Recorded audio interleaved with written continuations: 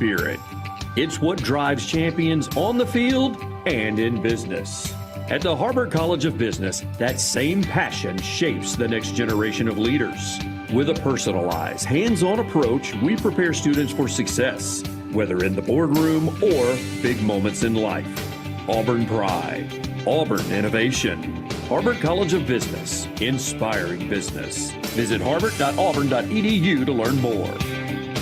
Hello, Auburn family. Coach Freeze here. It's football season, and every play counts, including your snack game. That's why I go with Golden Flake, the true MVP of flavor. From bold, sweet heat chips to the spicy crunch of Louisiana hot pork rinds, Golden Flake delivers every time. It's flavor that fires up any tailgate. For over 68 years, Golden Flake has fueled Southern game days. Snack like a champion. Grab the bag that's always on top of its game. Golden Flake, the official salty snack of the Auburn Tigers. The fans are out today, Gabe. That's right, Andy. Big games mean bigger tailgates. Check out that Ford F-150 truck, a championship caliber performance. Flawless execution, Andy. Smart, powerful, and with available Pro Power on board, F-150 just took this tailgate over the top. Work or play, it's always game on with a Ford F-150 truck. For the latest offers on the official truck of the Auburn Tigers, see your local Ford dealer today. See owner's manual for important operating instructions.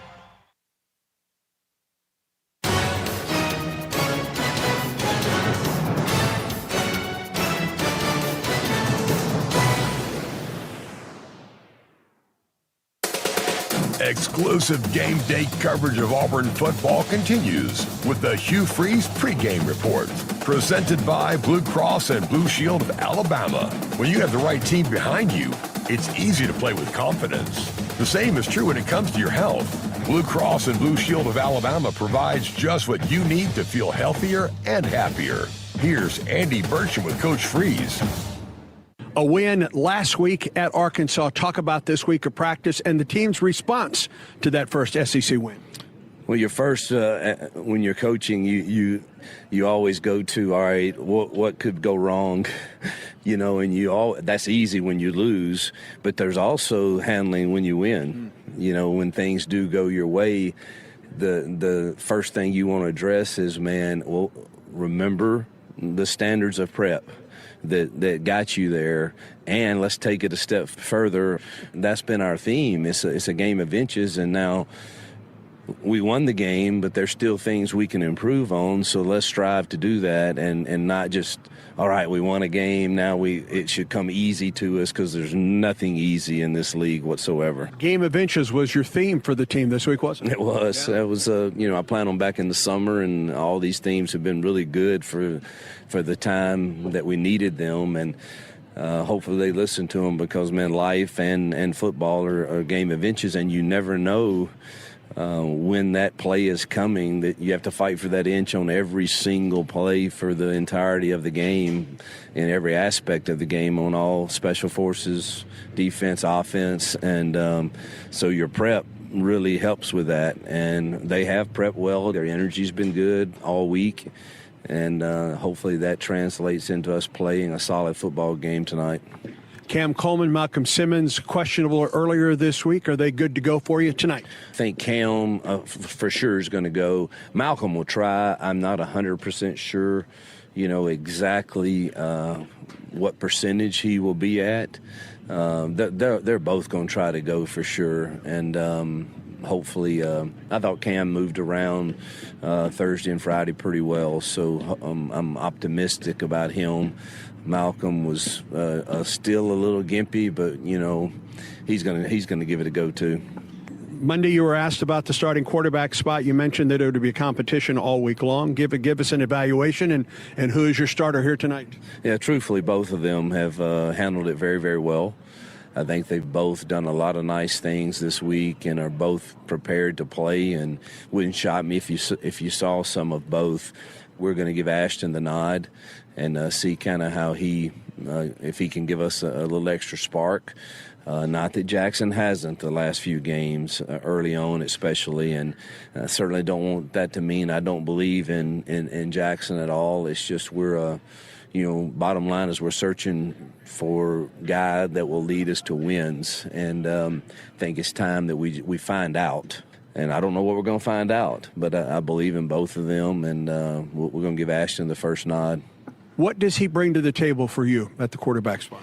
I think he's got some poise about him and confidence that from playing in a lot of big games. He's a mature kid and obviously athletic, and seems to maneuver in the pocket pretty well and maybe avoid, the first rusher. Mm-hmm. The thing I don't know that I do know about Jackson for the most part is he's taking care of the football. I don't know that totally about Ashton yet. When we get into the game, he did the other night at Arkansas. At Stanford, he did have some turnovers, so we're a little unsure about that for sure. But and I told Jackson, look, we did this last year, and man, the backup came in and played pretty well a game, but then the next game was turning it over, and we had to go back to the guy so I still believe in you. And so it's never easy because you love these kids, and it'd be one thing if they weren't good kids and good players, but they both are. And when you sit in this seat, you've got to make some hard decisions sometimes, and it doesn't please everyone all the time. More with the Auburn head coach after this for Blue Cross and Blue Shield of Alabama.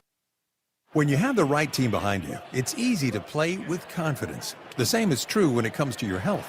Blue Cross and Blue Shield of Alabama provides what you need to feel healthier and happier. A choice of plans, a large network of doctors and hospitals, and personal support to help you choose the right plan with confidence. No second guessing, no confusion. Just care that works for you and your family. Blue Cross and Blue Shield of Alabama is proud to be on your team and proud to be a sponsor of athletic programs across the state. Build Giants Alabama is proud to support this broadcast of Auburn football. The state of Alabama has a proud history of building ships for the U.S. Navy, and today it's helping deliver the Navy's next generation vessels. With thousands of jobs and training opportunities open statewide, we're here to connect you with the companies building the fleet. Interested in careers building the next generation of Navy ships right here in our state? Visit BuildGiantsAlabama.com to learn more. Let me tell you about this new pretzel cheddar club. Hey, I'm Carlos. And I'm Ebony. And a little thing we love about the Chick-fil-A Pretzel Cheddar Club is the tangy Dijon with the pretzel bun. It takes it to a whole nother level. It goes perfectly with the chicken and the cheddar cheese and the bacon. Man, you know how much you love bacon. And I love the different varieties. Grilled, spicy, original. It gets you nice and excited for fall. Order the Pretzel Cheddar Club with Cherry Berry and Sprite for a limited time on the Chick-fil-A app. Real guests paid for their testimonials. You work hard to keep your car running and your home safe, so it only makes sense to keep them protected with a company that has your interest at the heart of what they do. That's why turning to Country Financial for your car and home insurance is an easy choice. Country Financial has been providing insurance and protecting families like yours for 100 years. That's the kind of stability you can trust. Our dedicated reps live and work in your communities and are ready to connect you to get you the insurance that fits your needs. Get more from your car and home insurance at countryfinancial.com. Welcome back on the Hugh Freeze pregame report. Let me ask one more question about the quarterback spot. Do you call the game any differently regardless of the quarterback that's in there, whether it's Ashton Daniels or Jackson Arnold? No, not really. There may be a few more move the pocket things for Ashton, but the run game's the same, the pass game's the same. We got to see if he can execute those same things. They're a little different type of runners, but the calls are still the same. Truthfully, that's good because they're really similar in skill sets. Well, Jeremiah Cobb was so good for you a week ago. He has certainly, it appears, grasped that RB1 role for you with a career high 158 yards last week and 28 carries. Yeah, he's got to get his touches.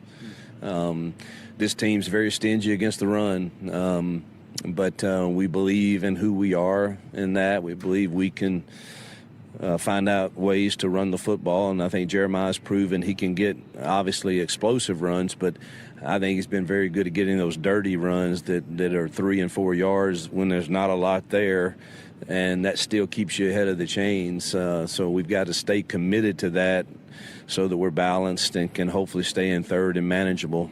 Is Darrell Robinson a factor for you tonight? Well, you'll have to see how the game's going. Omar and Darrell got all the 2 reps this week, and I think they both have a good understanding of what the game plan is. And there'll be a time where for sure, Cobb needs a break, a breather, and you'll go with those 2 guys. Kentucky Ball Club looking for his first win, but boy, its redshirt freshman quarterback Boley has been terrific. Career high 31 of 39 in that overtime loss to Texas, and then 330 yards last week in the loss to Tennessee. Yeah, it's a scary football team. Yeah. Their receivers and quarterback are playing at a really high level right now. I think his confidence has grown every single time he's been out, and he will test us in the passing game, no question. It's like I say, it's a scary team because their defensive front's really talented, and you got a quarterback that seems to be growing in confidence throwing to those talented receivers. Auburn shut down a really good offense a week ago in Arkansas, passing and running. What's the key tonight for this Auburn defense that has played so well for you all season long? Stop the run, number one. And then it'd be nice if we could, last week we shortened the game and they only had 43 times out there. Some of that had to do with them getting turnovers too, so that plays into it. But if we can win the time of possession where they have, a less number of opportunities to create those explosive plays, that would be really nice. I know that turnover margin doesn't always translate into wins, but poor turnover margin is tough to overcome, and Auburn right now is tied for second in the SEC in that number. What has been the key to that dramatic turnaround of this season? I think just a focus on it, starting back in February, that, the ball is the program, and you have to take care of it, and I think offensively we've done that for the most part, and defensively, we would like to have had a few more, but they came in bunches last week, so maybe we're on to something, and that'll continue. But we've got to continue to take care of it for sure. It certainly doesn't guarantee that you win games, but I can tell you this, it goes a long way. Give me a key offensively tonight. We need to run the ball. No one's really done that super effective on them, but and that was the same case last year when we went up there and we had success running it. And that's we've challenged our O-line and our backs and tight ends that, that's when we are doing that, we're pretty effective. And we need to start with that. And obviously Ashton and Jackson making the correct decisions on the RPO world when it is there. Take it. But you don't, if any doubt, let's run the football and stay ahead of the chains. Wish all the best tonight, War Eagle. Thank you, Andy. War Eagle. With the Tigers head coach, I'm Andy Burch. Blue Cross and Blue Shield of Alabama has been proud to present the Hugh Freeze pregame report. We're proud to be on your team and proud to be a sponsor of athletic programs across the state. Now, stay tuned for more of the Sun South John Deere Countdown to Kickoff. This is the Auburn Sports Network. This sandwich, it's a complete game changer.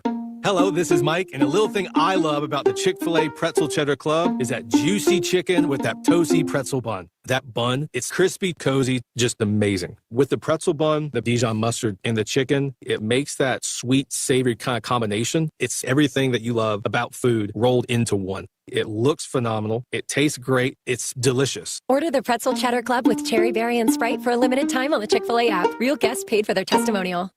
Here's a clip from a recent Talking Tigers podcast with Andy Burcham. Butch Thompson. When we went 12-3 in our home conference schedule this year, I don't think it was a coincidence. I think it had something to do with these renovations and the atmosphere now that's provided. Everybody's always enjoyed coming to Auburn because the people are great. It's a beautiful venue, but it wasn't the most challenging weekend. That's changed, baby. Sure. Moving forward, it absolutely has that feel to where I always want, well, that's an Auburn thing. People come to Auburn and people leave and like, that's an awesome place and has awesome people. But I want them to come and go say the same thing, but like, my God, it's tough to play those jokers. That's a tough environment. That is a challenge. New episodes of the Talking Tigers podcast are released Mondays, wherever you listen to podcasts. Subscribe to the Talking Tigers podcast exclusively from the Auburn Sports Network. The Edward Via College of Osteopathic Medicine in Auburn is dedicated to its mission of transforming medical students into caring, compassionate physicians. VCOM partners with Auburn University for student activities, shared learning experiences, and research opportunities. Students are instructed in a hands-on learning environment by outstanding faculty members that are dedicated to student success. VCOM is working to improve the health of Alabama's citizens by increasing the number of primary care physicians throughout the state, especially in rural and underserved areas. Find out more at vcom.edu.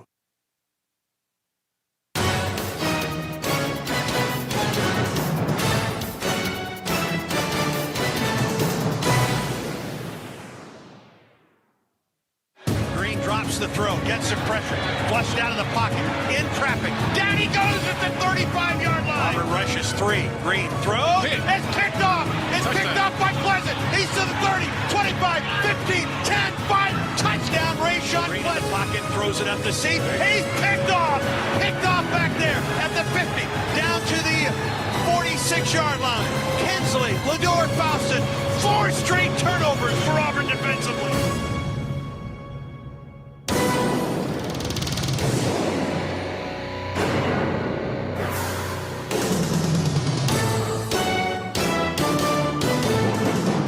After 4 consecutive heartbreaks, Auburn won the fourth quarter last weekend. Tonight, the Tigers look for a win streak in the Southeastern Conference in front of a school record 20th consecutive sellout. Good evening and War Eagle from Pat Dye Field at Jordan-Hare Stadium. With Jason Campbell, Ronnie Brown, Brad Law, Jeff Shearer, Gene Dulaney, Patrick Tisdale, Britt Bowen, and Ben Harley. I'm Andy Burcham. Last Saturday, the Auburn defense forced turnovers on Arkansas's final 4 drives, including a pair of interceptions by Rayshawn Pleasant. Xavier Atkins forced a fumble and recorded a career-high 13 tackles with 4 tackles for loss. Alex McPherson rebounded from his toughest day in the orange and blue by tying a record held by Aldel Greco and Daniel Carlson, putting 6 field goals. And Jeremiah Cobb rushed for a career-high 153 yards. Kentucky comes to the Plains looking for its first SEC win. The Wildcats are led by redshirt freshman quarterback Cutter Bowling. He set a career-high 31 of 39 in an overtime loss to Texas. And then last weekend threw for a career-high 333 yards in the loss to Tennessee.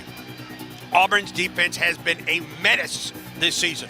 The Tigers have held opponents to at least 10 under their season average all year and hasn't allowed more than 24 points in any game. Time to unleash the Tiger defense on Kentucky under the lights at Jordan-Hare. The Sun South John Deere countdown to kickoff continues in a moment. Throw a flag before ants, termites, and other pests invade your home by calling Cook's Pest Control. Cook's proven pest control methods and superior termite control system protect your home from unwanted pests and are backed by a 110% satisfaction guarantee. Make the right call and call the South's most trusted name in pest control for a free inspection. Cook's Pest Control. Looky, looky, looky, here comes Cookie, Cook's Pest Control. Some people just know you can save money on car insurance by checking Allstate first. Like you know to check if they're going for it on 4th down, before going to the concession stand. Yeah, give me 3 hot dogs, 2 jumbo Touchdown, baby! What? Hey, buddy, you want cheese with those? Yeah, checking first is smart. No. So check Allstate first and see what you could save. You're in good hands with Allstate. Potential savings vary, including based on how you buy, subject to terms, conditions, and availability. Allstate North American Insurance Company and affiliates, Northbrook, Illinois. From birth to age 5, your child's brain is growing faster than ever. And guess what? You are your child's first teacher. Talking, singing, playing, and reading every day helps your child learn and thrive. Singing boosts memory. Playing builds problem-solving skills. Reading grows vocabulary. Talking teaches communication. Start strong because these early years matter the most. For tips and tools, visit the Alabama Department of Early Childhood Education at children.alabama.gov. Alabama's children deserve a strong start. I'm Andy Burcham, and you're listening to the Ford F-150 Truck Highlight Show. War Eagle. The smart and powerful Ford F-150 turned in another championship caliber performance. Thanks to available Pro Power onboard and outstanding payload numbers, fans will be talking about this tailgate for years to come. For great offers on the official truck of the Auburn Tigers, see your local Ford dealer today. See owner's manual for important operating instructions.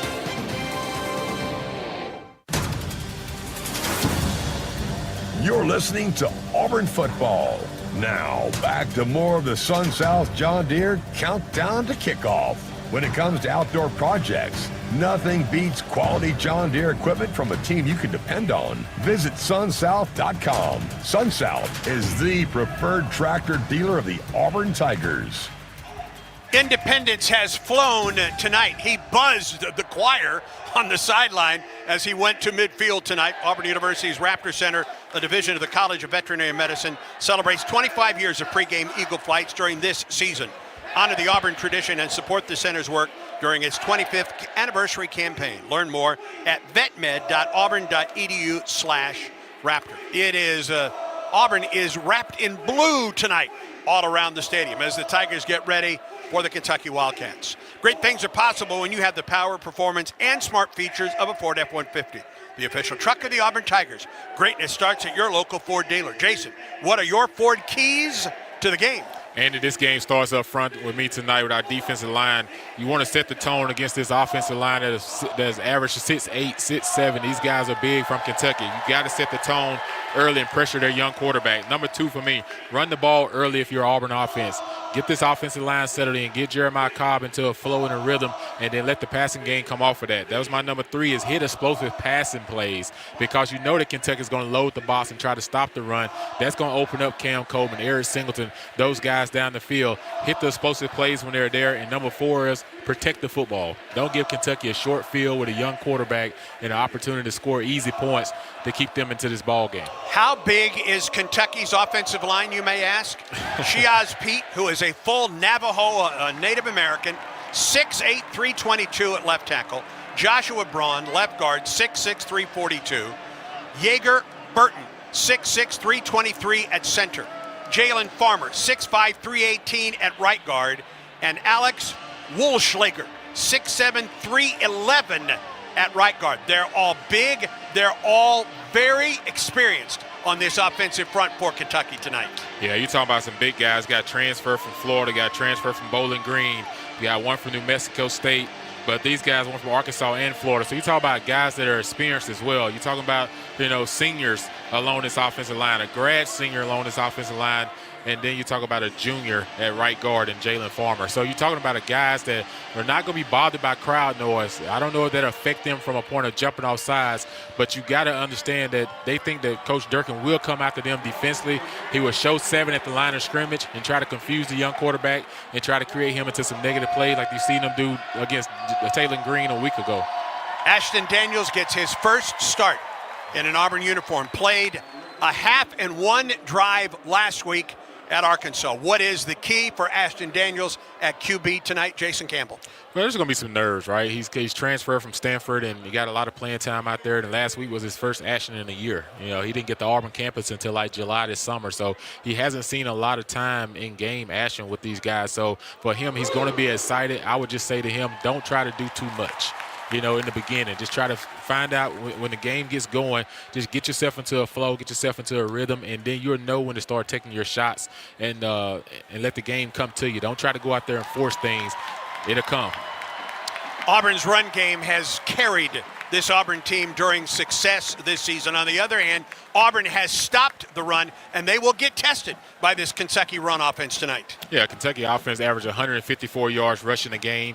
And you talk about an Auburn defense only gets up 84.1 yards rushing the game. And Auburn has done a really good job of holding opposing teams under their normal average per game. So I expect the Auburn defense to do the same tonight. Like I said, these guys are big. They can get out and run. But Kentucky has 2 really good running backs, too. McGowan was out last week. He didn't play against Tennessee. The guy has 93 carries for 476 yards. Dante Dardell, 79 carries for 326 yards. So you're talking about 2 guys that can really run the football with a 1-2 punch. So I'm excited to see our defensive line face their offensive line tonight. One of the best running backs in the Southeastern Conference wears number 23 for the Auburn Tigers. Let's send it down to the sideline to another number 23, Ronnie Brown. What have you seen this year from Jeremiah Cobb? Well, he's gotten better as the year is going, and I love the way that he approaches the game. It's his mindset and his mentality, right? Like, that's the whole thing about this game of football, right? We don't talk enough about, the thing that's not measured is the heart of these young men and the way that they go out and they perform their jobs. Jeremiah has done that. He hasn't complained. You know, he started the season off as not the starter, assumed his role, came in and did it really well when he filled in, and now he's taken over that starting role, and he hasn't dropped off any. Like the last few weeks, he's done a really good job of hitting the hole, taking what they give him, and he's had a couple 100-yard games to put with that as evidence. And so I like the way that he approaches it. I love for him to have another 100-yard game tonight. He also gets involved a little bit in the passing game, which is, you know, that's what you want, because now you're going to see probably Kentucky tonight. They're probably going to stack the box a little bit, trying to force Ashton to throw the ball a little bit more, but I still expect him, you know, and this offense to stick to the run. Auburn University marching band on the field. God Bless America, the national anthem coming up, and kickoff between Auburn and Kentucky. This is the Auburn Sports Network. Auburn family, it's time to join the coolest club on the plains, Aubie's Kids Club, presented by Chappie's. Memberships for the upcoming school year are on sale now. Your favorite Tigers Kids Club offers 2 membership options. They give you awesome gear like an Auburn t-shirt, a men's basketball SEC Champions medal sign, and more. Throughout the year, you can check in at Auburn Athletics events to receive points, earn prizes, and you'll also get invited to special events only available through Aubie's Kids Club. Head to auburntigers.com/kids club to sign up today. War Eagle. Game day is about big plays and big energy, but it's also about the little things. It's about the energy of a community coming together to cheer for our heroes on the field, the tireless work that goes into every game from the front gate to the 50-yard line, and making memories that last a lifetime. Alabama Power knows that dedication makes all the difference. That's why we're here to keep you moving with reliable power and the programs that help you save. Now that's big. Alabama Power, proud sponsor of the Auburn Tigers. From birth to age 5, your child's brain is growing faster than ever. And guess what? You are your child's first teacher. Talking, singing, playing, and reading every day helps your child learn and thrive. Singing boosts memory. Playing builds problem-solving skills. Reading grows vocabulary. Talking teaches communication. Start strong because these early years matter the most. For tips and tools, visit the Alabama Department of Early Childhood Education at children.alabama.gov. Alabama's children deserve a strong start. Saturdays in the South mean football and outdoor projects. And when it comes to outdoor projects, nothing beats quality John Deere equipment from a team you can depend on. That's why we trust Sun South, where owning the best equipment made is easy and affordable, whether you're working on your lawn, camp, farm, job site, or even ball field. For all your outdoor equipment needs, visit Sun South with 21 convenient locations, or shop online at sunsouth.com. Sun South, equipment for those that do. Sun South is the preferred tractor dealer of the Auburn Tigers.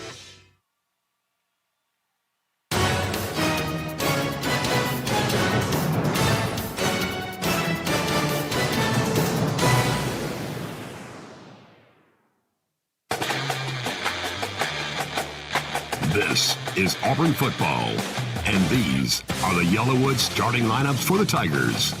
Defensive line. Kennedy Falk, Highland Home, Alabama, Highland Home High School. Bobby Jefferson Travis, Minneapolis, Minnesota, Minneapolis North High School. Malik Blogden, Montgomery, Alabama, Pike Road High School. Kieron Crawford, Memphis, Tennessee, Briar Crest Christian School. Linebackers. DeMarcus Riddick, Clayton, Alabama, Chilton County High School. Xavier Atkins, Jonesboro, Louisiana, Summer Creek High School. Secondary. Caden Lee, Atlanta, Georgia, Cedar Grove High School. Jalen Crawford, Atlanta, Georgia, Parkview High School. Champ Anthony, Fort Worth, Texas, Timberview High School. Caleb Harris, Belgium, Alabama, Thompson High School. Sebastian Smith, Mumford, Alabama, Mumford High School. Offensive line. Xavier Chapman, Beaufort, South Carolina, World Branch Early College High School. Dylan Wade, Houston, Texas, Cypress Falls. Kel Ellis, Canton, Georgia, Cass High School.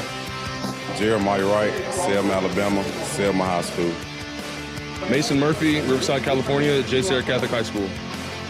Receivers. Cam Coleman, Phoenix City, Alabama, Central High School. Eric Singleton, Atlanta, Georgia, Alexander High School. Perry Thompson, Foley, Alabama, Foley High School. Tight end. Brandon Frazier, McKinney, Texas, McKinney North High School. Running back. Jeremiah Cobb, Montgomery, Alabama, Montgomery Catholic. Quarterback. Ashton Daniels, Buford, Georgia, Buford High School. Special teams. Alex McPherson, Fort Payne, Alabama, Fort Payne High School. Hudson Cox, Seymour, Australia, St. Mary's High School. Reed Hughes, Conway, Arkansas, Conway High School. The starting lineups have been presented by Great Southern Wood, makers of Yellowwood pressure-treated pine. If it doesn't have that yellow tag, you don't want it. You've been listening to the Sun South John Deere Countdown to Kickoff on the Auburn Sports Network. Now, it's game time. Exclusive play-by-play coverage of Auburn football is brought to you by Coke Zero Sugar, the Coke taste you love with zero sugar. Is it the best Coke ever? Try and decide. Ford. Visit your local Ford dealer. Proud sponsor of the Auburn Tigers. East Alabama Health. By Alabama Power. Proud supporter of the Auburn Tigers. Allstate. You're in good hands. Old Dominion. Official freight carrier of Auburn Athletics. By Chick-fil-A. Eat more chicken and War Eagle with Chick-fil-A. Bud Light. Proud sponsor of Auburn Athletics. Easy to drink. Easy to enjoy. And by Cook's Pest Control. Score superior protection from pests and termites by calling Cook's Pest Control. With Ronnie Brown on the sidelines and alongside Jason Campbell, here's the voice of the Auburn Tigers, Andy Burcham. War Eagle, we welcome you back to Pat Dye Field at Jordan-Hare Stadium along with Jason Campbell, Ronnie Brown, our entire Auburn Sports Network crew. I'm Andy Burcham. Game night weather brought to you by Sensagreen, proud sponsor of Auburn Athletics. The experts at Sensagreen with Carrier create a cool indoor retreat for heating, cooling, and insulation, offering total comfort care for your Tiger family in East Alabama, West Georgia, and Huntsville. Contact today at sensagreen.com. Carrier, turn to the experts. As this one kicks off tonight, 60 degrees, fair skies overhead, very little wind to speak of out of the south to southeast, and lots of visibility, very low humidity here tonight. Jason, feels like football weather. It's a gorgeous night for football between Auburn and Kentucky. Oh, what a night. The crowd is here. The light show is here. You know, I think this team is ready to come out and play tonight. Anytime you get a chance to lace it up and then play football in front of 100,000 people and millions of people watching, like, it's an honor, it's a blessing. So you don't ever take any of these opportunities for granted. So I expect Auburn to come out of here with a lot of energy. You know, you got back in the win column a week ago, and now you should have a little bit of hair stand up in your arms to be back in front of your home crowd in another night game in Jordan-Hare. Yeah, how does Auburn respond to its first win? That's not just an easy thing all the time. Right, you got to be consistent, right? We had 4 games in a row where we was right there with the opportunity to win those games, and we didn't. And then all of a sudden last week you find yourself down at halftime, and then you come back and you win that game in the second half, and you get some momentum. This season is all about momentum, and I think that's what Auburn can do. If you look at the schedule, they have an opportunity to do some really good things to finish the stretch. So they got to carry that momentum from the second half of last week's game until tonight. Auburn's captains are Champ Anthony, Kieron Crawford, Keldrick Falk, and Connor Liu. Connor out there.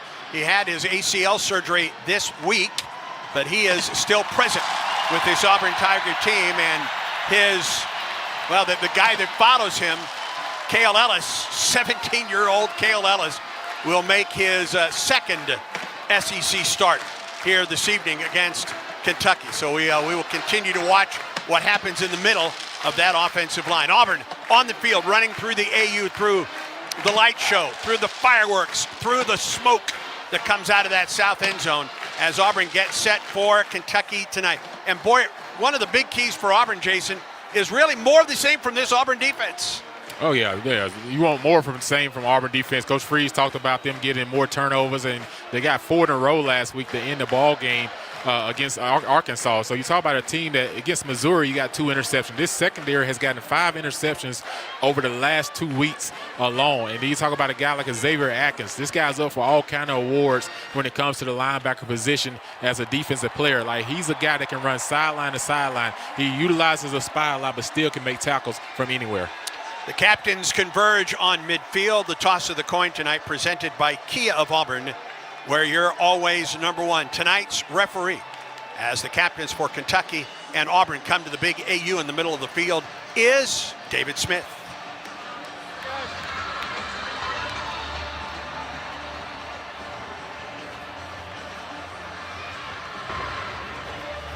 David Smith being referee, Paul Myers, your umpire. If you have any trouble, come see us. Kentucky, you're the visiting team. You'll make the call before I toss it. Yes, we're going to let it hit the ground, okay? Yes, that's heads, that's tails. That's heads with the SEC logo. That's tails with the teams. What's your call? Tails. He calls tails. It's tails. You won the toss. What would you like to do? Defer. Defer? He's going to defer. You want to receive, correct? Which way you want to kick? Okay, turn around then. All right, gentlemen, you heard it. Kentucky's captain, just kickoff November, has chosen tails. It is tails. He elected to defer. Auburn has chosen to receive the football. Jason Campbell, guys in the booth, to kick off November, the most important month of football season.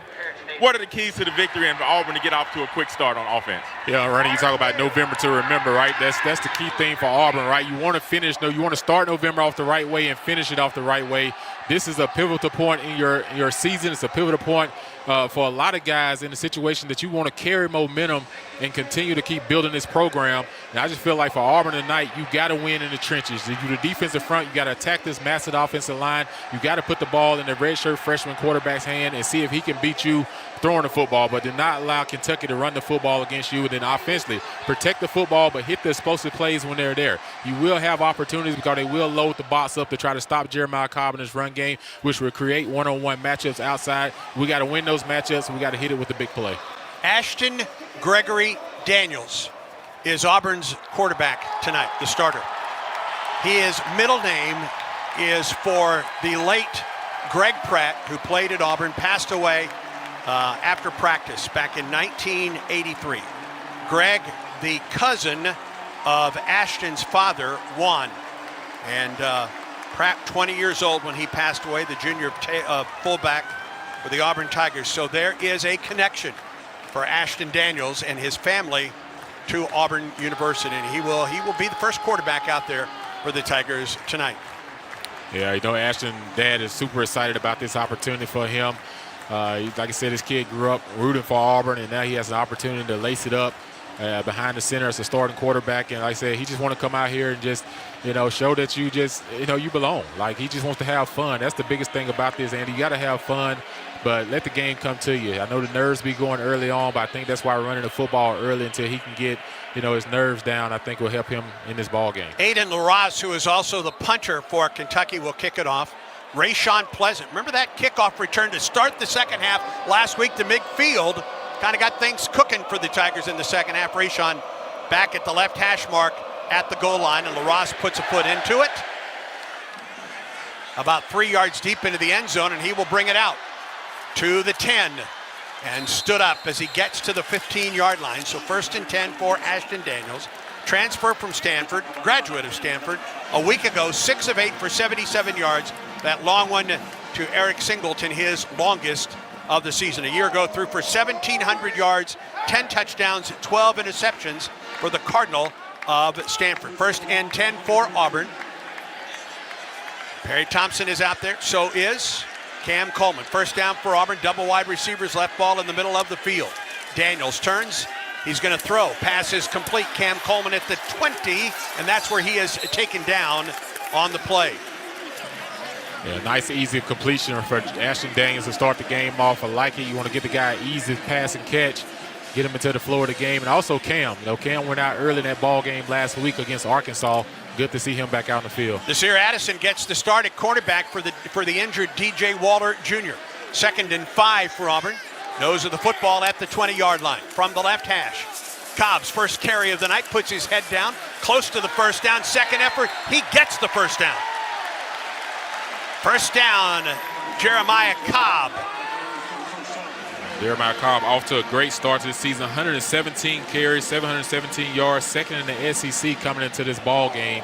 Right there you see him keep the legs going to get the first down, brought down by Saunders from Kentucky. 6 yards out to the 26-yard line. Khalil Sanders, a senior from Huntsville, on the tackle for Kentucky. First down for Auburn at the Tiger 26-yard line. Wide receivers right and left. Handoff again. Cobb stood up at the line of scrimmage. He gets maybe a yard on the play, and that is all.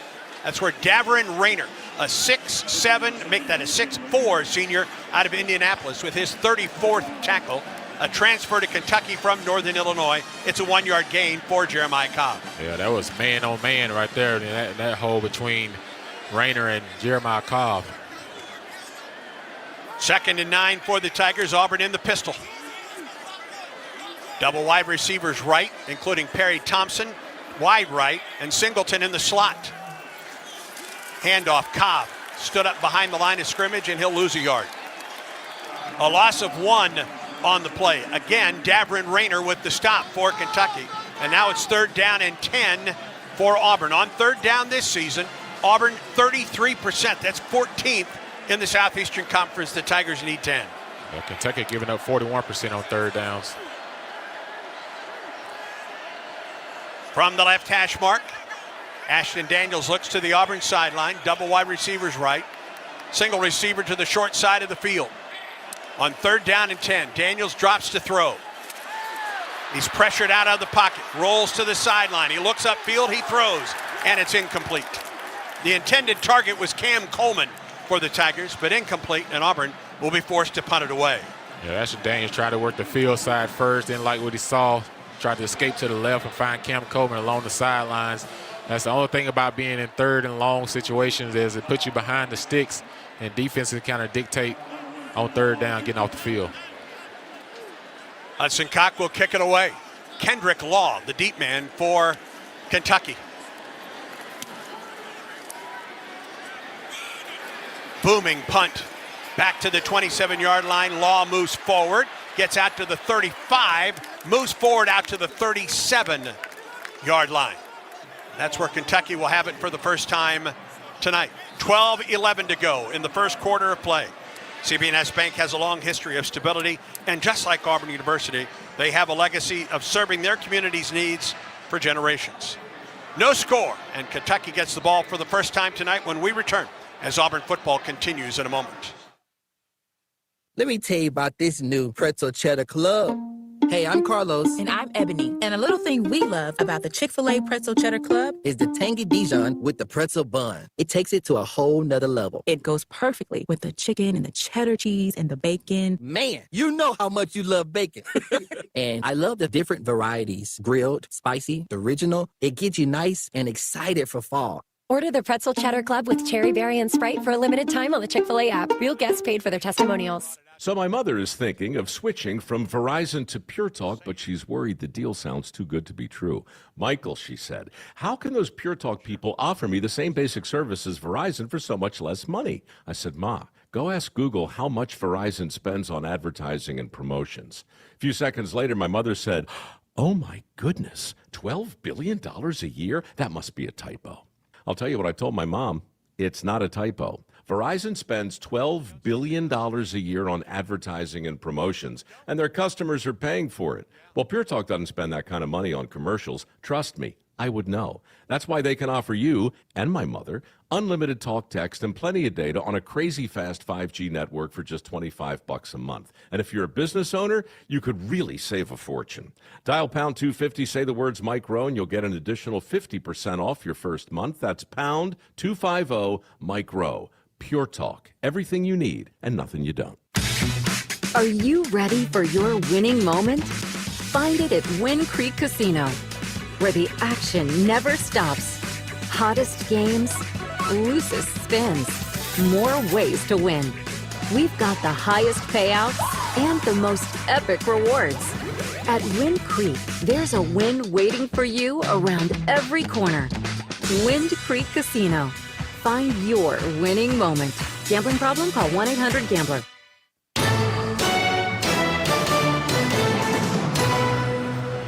First down for Kentucky, first possession for the Cats at the 38-yard line as they bring out redshirt freshman quarterback Cutter Boley, coming off of a pair of career performances against Texas 2 weeks ago, 31 of 39 from the as a passer. Last week against Tennessee, threw for 330 yards. In those games combined, 57 of 74, 588 yards and 5 touchdowns. Also ran for another 76 yards and a touchdown. He brings Kentucky out. Redshirt freshman from Hodgenville, Kentucky, 6'5", 220-pound redshirt freshman. Big kid. From the right hash mark. Wide receivers, a pair of receivers to the right, including Seth McGowan, the tailback in the slot. Now they bring a tight end, sets up outside the right tackle. First down from the 38. Handoff to Dowdell, bounces to the outside. He gets across the 40 before he's taken down by Robert Woodyard Jr. for the Auburn Tigers. Robert Woodyard, another one of those guys that had a big game last week against Arkansas, over 10 tackles in that ball game as well. Another one of Durkin's linebackers flying around making plays on that defense. 3-yard gain, 2nd and 7 for UK at the Wildcat 41-yard line. Now an empty set for Cutter Boley. Trips to the wide side of the field. That's the Kentucky sideline. Now the tight end comes in motion across the set. The snap, Boley throws it to the near side to Kendrick Law, and Law gets 2 yards up the Auburn sideline. Jay Crawford on the stop for Auburn. Yeah, you got Jay Crawford and again 17 Atkins helping assist on the tackle as well. Xavier is everywhere. Everywhere, as well as Caleb Harris. 3 guys around the football. You love to see it. 1-yard gain, 3rd and 6 for Kentucky. 40% on 3rd down this season. Auburn holding opponents to 32%, which is 5th best in the SEC. 3rd and 6 for the Wildcats at the left hash. Boley with a tight end coming across the set. Boley drops to throw, gets pressured. Boley tripped, gets across the line of scrimmage, out to the 45, spins out of a tackle of Xavier Atkins, out to the 46. It will still bring up 3rd down and about 3 for UK. Yeah, nice pressure from Kieran Crawford. Beat the right tackle up top with a swim move. Almost able to jump at the ankles of Boley and get him down. But you know, there's that man again, 17 Atkins, get him to the ground. 4th down for UK, which will punt it away. Aiden LaRosse, 44.5 yards a punt. Malcolm Simmons is deep to receive for Auburn, just inside the 10-yard line. Watch the fake. On 4th and 2, he gets it away, does LaRosse. Very high punt. Simmons lets it bounce behind him, and Kentucky is going to pin Auburn at deep. Nicely done by the Cats. Simmons came up, tried to deke Kentucky, but it took a backwards bounce for UK. And Auburn very deep in its own territory after a 52-yard punt by Aiden LaRosse, his longest 56 this season. So 1st down for Auburn inside the 5. Yeah, Ashley Daniels probably like my first start, and I got to start on 15 and now backed up on the 2-yard line. 1st down for the Tigers from the Auburn 2. 9:55 in the first quarter of play. No score between the Tigers and the Wildcats. Handoff, Cobb makes the first man miss, gets out to the 5-yard line.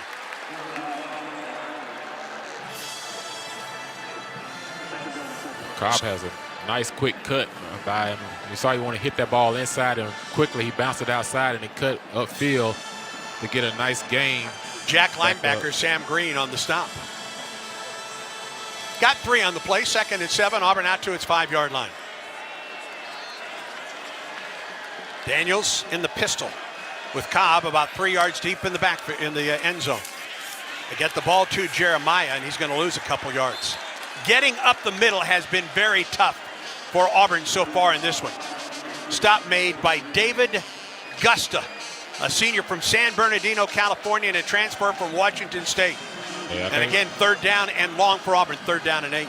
Yeah, I think on 1st down is going to have to be our opportunity to get more plays in the passing game, because Kentucky's playing a run-style defense on 1st and 2nd down to try to force you to have to put the ball in the air. 3rd and 8 from the Auburn 4. Ashton Daniels in the end zone to take this shotgun snap from the freshman, Cale Ellis. Kentucky walks 5 up to the line of scrimmage and rushes all 5. Daniels across the middle, complete to Frazier, close to the 1st down. It will depend on the spot. Looks like it might be about a half yard shy. No, I'll tell you what, they may have given him the 1st down. They did. First down, right across the middle to Brandon Frazier, the senior out of McKinney, Texas. Yeah, Ashton Daniels, very decisive throw, knowing you got the ball in your own end zone. He looked quickly after Eric Singleton didn't like it, but knowing the defense was playing a zone, he was able to find Frazier sitting down right over the center for a first down. 11th catch of the year for Frazier, 69 yards for the Tigers. First down for Auburn. Out to its 12. Ball between the hashes. Thompson goes wide right. Singleton in a slot to the left as well. Ashton throws that way, gets the ball to Cam Coleman. And Coleman to the 17-yard line for Auburn. 5 yards on first down, second down and 5 for the Tigers. Yeah, Kentucky going to give you those easy 5 yards on first and second down because they're in that run-style defense where they got 4 down linemen with 2. Auburn right back to the line of scrimmage. Hand off to Jeremiah Cobb. Cobb out to the 20. It's going to bring up third down and about 1.5 yards. He gets 3 yards, 3 tough yards. Dirty yards, as the head coach calls it, for Jeremiah Cobb. Yeah, Auburn try to go quickly on that one, try to catch Kentucky, not allowing them to substitute their defensive front. Now they'll huddle. Yeah, Auburn will huddle. Auburn did not substitute. Now 3rd and 3. Make that 3rd and 1 for Auburn. It's a long one for the Tigers. Approaching the 7-minute mark of the first quarter, no score. 3rd down and 1 for Auburn at the 20.5-yard line. Ball at the left hash. Simmons comes in motion to the Auburn sideline. Ashton looks that way. Now back to the Kentucky sideline. Rolls right. He could run it. He will run it. First down across the 35. Ashton Daniels showing the wheels there for a first down for the Auburn Tigers. Quayshay Scott. That's Quashid Scott with the stop for Kentucky. 6 yards and a first down for Auburn. Yeah, Ashton Daniels 6'2", 219 pounds. You saw him make some plays with his legs last week in the Arkansas game. Not afraid to take the big hit, get the first down. Out to the 26, first down for the Tigers from the right hash. Coleman, single coverage to the Kentucky boundary. Ashton Daniels play action with some pressure. And he looks and almost caught. Almost looked like he was throwing that out of bounds. Perry Thompson got his hands on that ball near the first down marker. Yeah, they're going to run a stutter go with Cam Coleman. They're going to run a hitch and go and try to get him down the sideline. All of a sudden, he got pressure, immediate pressure from the inside, so he tried to find Perry along the sideline. I think he was trying to throw it away, and Perry just tried to make a play on the ball. I'm with you on that, Jason. Stops the clock with 6:12 to go in the first quarter. 2nd and 10 for Auburn. At the Auburn 26-yard line. Howard, the tight end, outside the left tackle. Perry Thompson, make that Malcolm Simmons in the slot to the right, along with Perry Thompson. Got to go quickly. Play clock at 1. There's a snap. Handoff Jeremiah Cobb off left tackle. Cobb gets 2 yards on the play. It's going to bring up third down and about 8 for Auburn, going in between Xavier Chaplin and Dylan Wade on the left side of that offensive line. But now Auburn try to go quickly. I think they'll try to quick count, see if they get a quick 5, and then see what the defense does and call a play. Third down and 8 for Auburn. Ball between the hashes. Daniels claps, now looks to the Auburn sideline.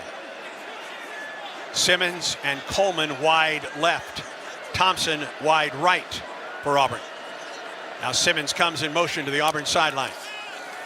Daniels drops to throw. Steps up into the pocket. Now going to run it. Thompson, or rather Daniels, going to come up about 2 yards shy of the Auburn first down. At least Auburn didn't get it off the goal line before it's going to have to punt this one away after a 6-yard run by Ashton Daniels. Yeah, brought Malcolm Simmons in motion, try to run him on a wheel route. Run Perry Thompson on a skinny post. Then like your front side, try to come back to Cam, and he was covered. Kendrick Law will drop deep to take this punt from Hudson Cock. Law at the 22-yard line. Cock rolls to his left and punts it away, end over end. Fair catch called for by Law back to the 16-yard line. Good punt by Hudson Cock. First down for Kentucky, no score. First quarter play, 4:52 to go in the first quarter after a 50-yard boot by Hudson Cock. Stay tuned. This is the Auburn Sports Network. Auburn basketball is a whole experience. This one's over. The Auburn Tigers are Final Four bound. The reigning SEC champions open the season with 3 straight home games. At the top, it's Pettiford, penetrates, 18-footer right side, bang! Big splash from the wing, Auburn wins! The Tigers are back, beginning November 3rd, only on the Auburn Sports Network. From birth to age 5, your child's brain is growing faster than ever. And guess what? You are your child's first teacher. Talking, singing, playing, and reading every day helps your child learn and thrive. Singing boosts memory. Playing builds problem-solving skills. Reading grows vocabulary. Talking teaches communication. Start strong because these early years matter the most. For tips and tools, visit the Alabama Department of Early Childhood Education at children.alabama.gov. Alabama's children deserve a strong start. We're just about ready for kickoff. Score 0-0. And suddenly, I'm in the mood for a Coke Zero Sugar. Real Coke taste, zero sugar. That hits the spot. When it comes to great taste, Coke Zero Sugar's always on the scoreboard. Coke Zero Sugar. Real Coke taste, zero sugar. This is Coach Hugh Freeze. Coke Zero Sugar is Coke taste you love with zero sugar. Try it today and War Eagle. In the SEC, it just means more. But what is it exactly? It's the fans, the students, the traditions, the legends. It's passion to celebrate deeper, reach farther, think smarter, make an impact off the field. It's that intangible thing that happens when 16 schools raise the bar as one. Because in the SEC, it just means more.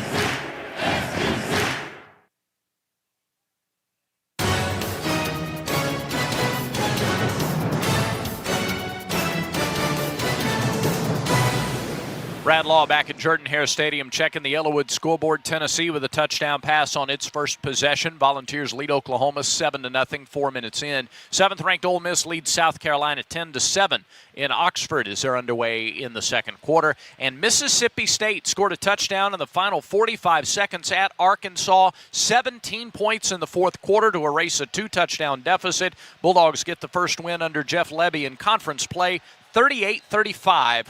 At Arkansas. That's the Yellowwood scoreboard. Andy Burcham, back to you. 4:52 remaining in the first quarter. That 50-yard punt by Hudson Cock, his longest in an Auburn uniform. And Kentucky opens up first down at its own 17 from the right hash mark. Handoff, tailback, Dowdell, run down from behind. No gain on the play. Run down from behind by Keldrick Falk, the junior out of Highland Home, Alabama. Keldrick Falk, one of those guys is not just a pass rusher, but a guy that also put his hands in the ground and loves to get involved in the run game and make good hits. McGowan in the pistol behind Cutter Boley. Ball between the hashes, double wide receivers left, a single receiver to the right for UK on second down and 10. McGowan says something to the quarterback, now back behind him. Play action by Boley. Throws it up the sideline, has a man open, and it's incomplete. Almost intercepted on the play. It was Kinsley Ledore-Faustin as that ball fluttered a bit, and it was Faustin that had the best shot at bringing that one down. Yeah, he saw Coach Durkin defense confuse the young quarterback again, Cutter Boley. They lined up as if they're going to play some form of man coverage, and one of the safeties going to come down at the snap of the ball. They ran back to cover 2 and almost got the interception. Ken Lee turned that one over to Kinsley Ledore-Faustin as they look for DJ Miller. 3rd and 10 for the Cats. Auburn puts 8 at the line of scrimmage. Boley across the middle, passes complete. The Law at the 30, stays on his feet to the 35-yard line, and a first down across the middle. Yeah, Auburn shows 7 up on the line of scrimmage, brought most guys, left it in man coverage. Just an accurate throw by Boley on that for a gain of 18 and a first down. First down for the Cats to the 35. Double wide receivers stacked up to the left. Tight end in motion, Rodriguez. Handed off to McGowan. Runs through the first man, gets out to the 40-yard line. Make that the 45-yard line. Keldrick Falk gets the stop for Auburn. Keldrick Falk was kind of tied up with an offensive lineman and still able to make that tackle on the run against Dowdell. 4 yards, just shy of the 40 for the Cats. 2nd and 6 for Kentucky from the 39. Law, the man in motion. Play action by Boley. Drops to throw. Sets up. Ball in the air. Picked off. Ken Lee. Did he have it when he went out of bounds? That's the only question. I think it was Pleasant, excuse me. I think he had it, but he popped it into the air and when he pulled it down, he was out of bounds on the play. Yeah, it's almost like he misjudged it. He thought the tight end was about to tip it. Oh, As he I don't has know. it, his foot is on the line. I don't know. Might have to look at it. Yeah, he's out. Yeah, I think his foot was out of bounds. All right, 3rd down and 6 for the Cats. Boley to throw, pressured, throws to the sideline and throws it well over the head of DJ Miller. It was Kieron Crawford that put the pressure on the redshirt freshman quarterback, Cutter Boley. And Kieron Crawford made a nice move on the left tackle. Peaked to put pressure on Boley to force that high throw. We've seen several high throws so far, especially to the boundary by Cutter Boley. Yeah, 2 of them almost been intercepted in the same drive, right? By Pleasant and the other one by Faustin. LaRosse will punt it away. Malcolm Simmons just across the 15-yard line to take this punt. High snap to LaRosse, he gets it away. Fair catch called for by Simmons back at the 11-yard line. 2:47 to go in the first quarter of play. No score, Auburn and Kentucky. 50-yard punt by Aiden LaRosse. Register your child ages 5 to 12 for the Auburn Tigers Kickoff Kid Contest from Berkshire Hathaway Home Services. Winners will see the kickoff from the sideline at Pat Dye Field. Plus, receive 4 game tickets, pregame VIP hospitality, a t-shirt, and video board recognition. Enter at auburnkickofkid.com. Stay tuned. Auburn football continues in a moment. When you have the right team behind you, it's easy to play with confidence. The same is true when it comes to your health. Blue Cross and Blue Shield of Alabama provides what you need to feel healthier and happier. A choice of plans, a large network of doctors and hospitals, and personal support to help you choose the right plan with confidence. No second guessing, no confusion. Just care that works for you and your family. Blue Cross and Blue Shield of Alabama is proud to be on your team and proud to be a sponsor of athletic programs across the state. At Auburn University's Harvard College of Business, education is tailored to each student's individual needs. Our students receive personal guidance from industry mentors and career coaches. They learn by doing, through hands-on projects and real-world experiences. The result? Graduates who don't just know business, they're ready to lead and innovate from day one. That's what makes them distinctly Harvard. Harvard College of Business, inspiring business. Discover more at harvard.auburn.edu. You work hard to keep your car running and your home safe, so it only makes sense to keep them protected with a company that has your interest at the heart of what they do. That's why turning to Country Financial for your car and home insurance is an easy choice. Country Financial has been providing insurance and protecting families like yours for 100 years. That's the kind of stability you can trust. Our dedicated reps live and work in your communities and are ready to connect you to get you the insurance that fits your needs. Get more from your car and home insurance at countryfinancial.com. The fans are out today, Gabe. That's right, Andy. Big games mean bigger tailgates. Check out that Ford F-150 truck, a championship caliber performance. Flawless execution, Andy. Smart, powerful, and with available Pro Power on board, F-150 just took this tailgate over the top. Work or play, it's always game on with a Ford F-150 truck. For the latest offers on the official truck of the Auburn Tigers, see your local Ford dealer today. See owner's manual for important operating instructions. Tonight's game against Kentucky is presented by Greenpoint Ag. Farmer-owned, locally focused. We are Greenpoint Ag. War Eagle. Now, back to the Tigers and Wildcats. First down for Auburn at its 12 and play resumes. Let's first pause 10 seconds for station identification on the Auburn Sports Network.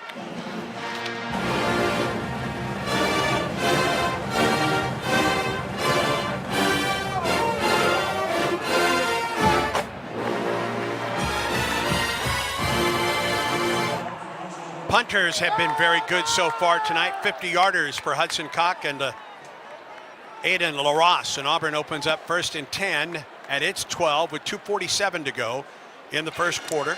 Singleton, the man in motion, play action to him, and Ashton Daniels runs it up the middle for 3 yards on the play before Sam Green brings him down. A sophomore from Washington, D.C., and a transfer from USC. Now, Auburn hasn't had great starting field position on their first 3 drives, having to dig themselves out of a hole. Yep. Inside the 20 on all 3. See if they can sustain a drive here and maybe try to get points. 2nd and 7 for Auburn at the 15, right hash mark. Run game for the Tigers so far. 10 carries for 27 yards.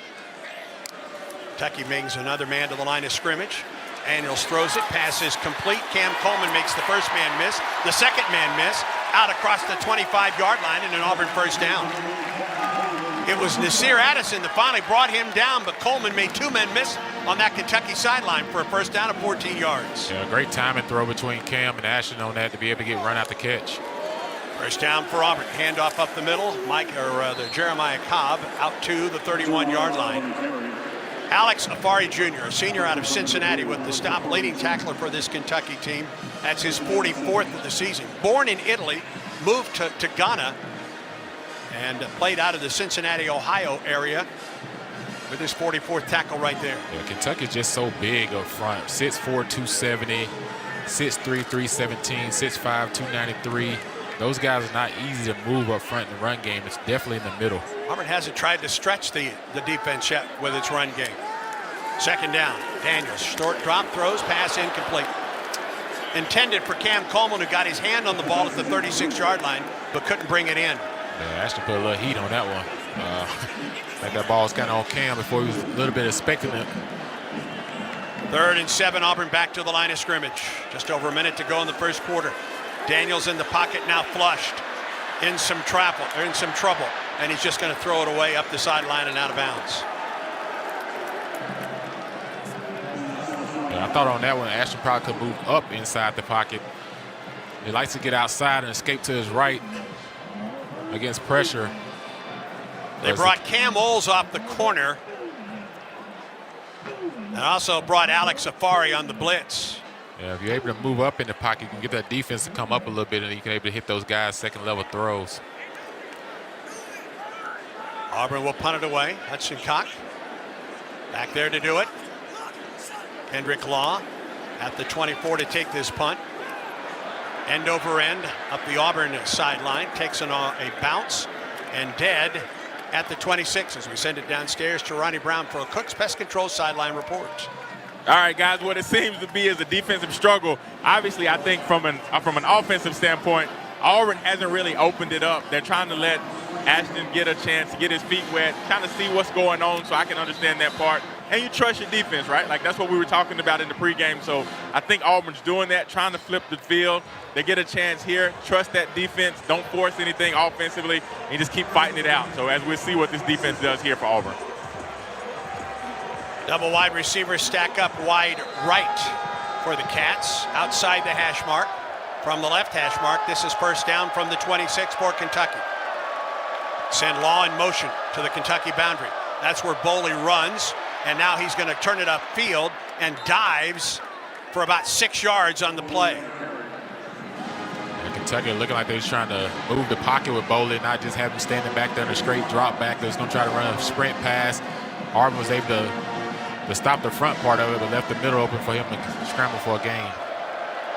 2nd and 5 officially for the Cats, out to the 32-yard line. Maybe the final play of the quarter. Auburn puts forth the line of scrimmage and rushes 5. And Boley around right end is going to get a first down, dives near the 44-yard line. Jay Hardy eventually ran him down, but not before a first down for Cutter Boley, and that will be the end of the first quarter of play. A scoreless first quarter of play.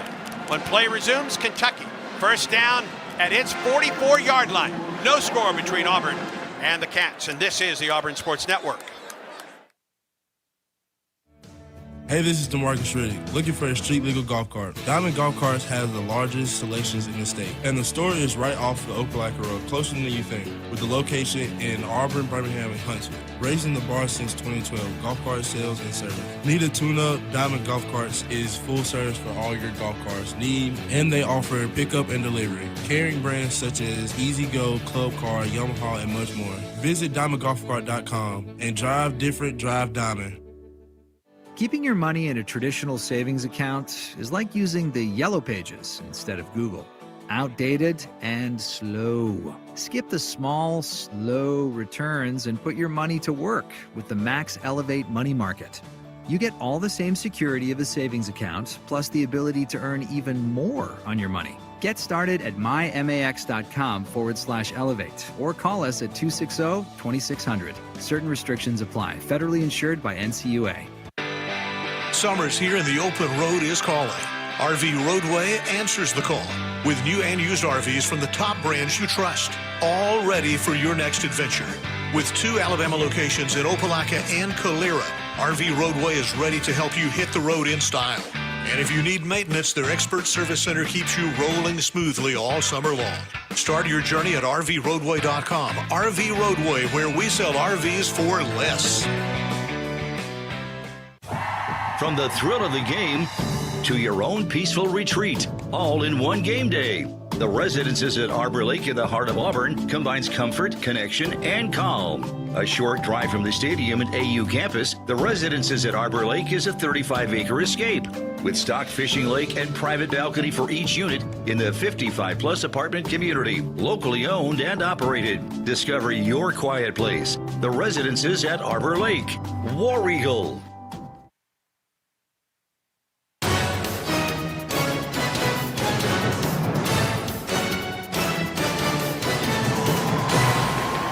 Brad Law back at Jordan-Hare Stadium. Game recap through one quarter. The defenses have had the advantage. No score, Auburn and Kentucky. Wildcats on their third offensive series.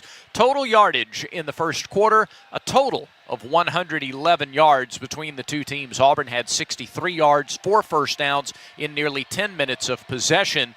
33 passing yards, 30 rushing yards. Ashton Daniels in his first start, 4 of 8 through the air for 33 yards. Jeremiah Cobb, 8 carries in the first quarter for 15 yards. For Kentucky, they held the ball a little over 5 minutes, only 2 first downs.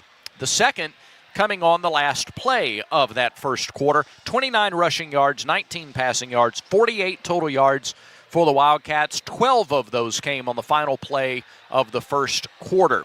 A rush by the quarterback, Cutter Boley. 2 plays on this drive, 2 rushes by Boley for 5 and 12 yards respectively. And as we get set to start the second quarter, Kentucky has the ball first and 10 at its own 43. Neither team has run a play in the other team's territory. So the defenses with the upper hand early.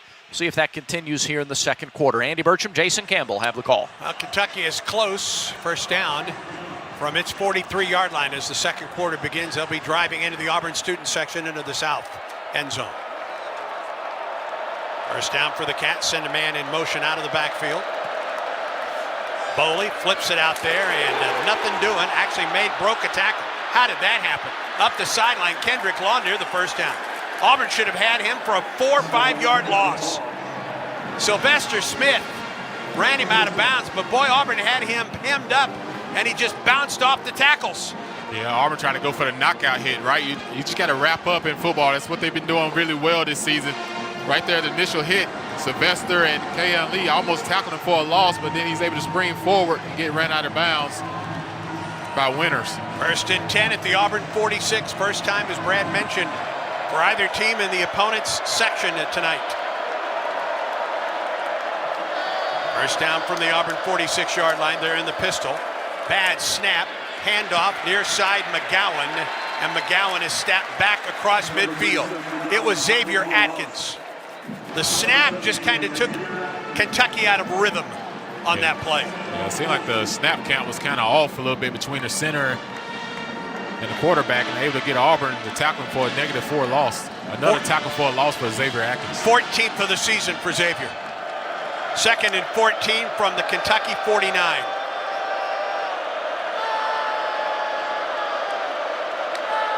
Ball between the hashes.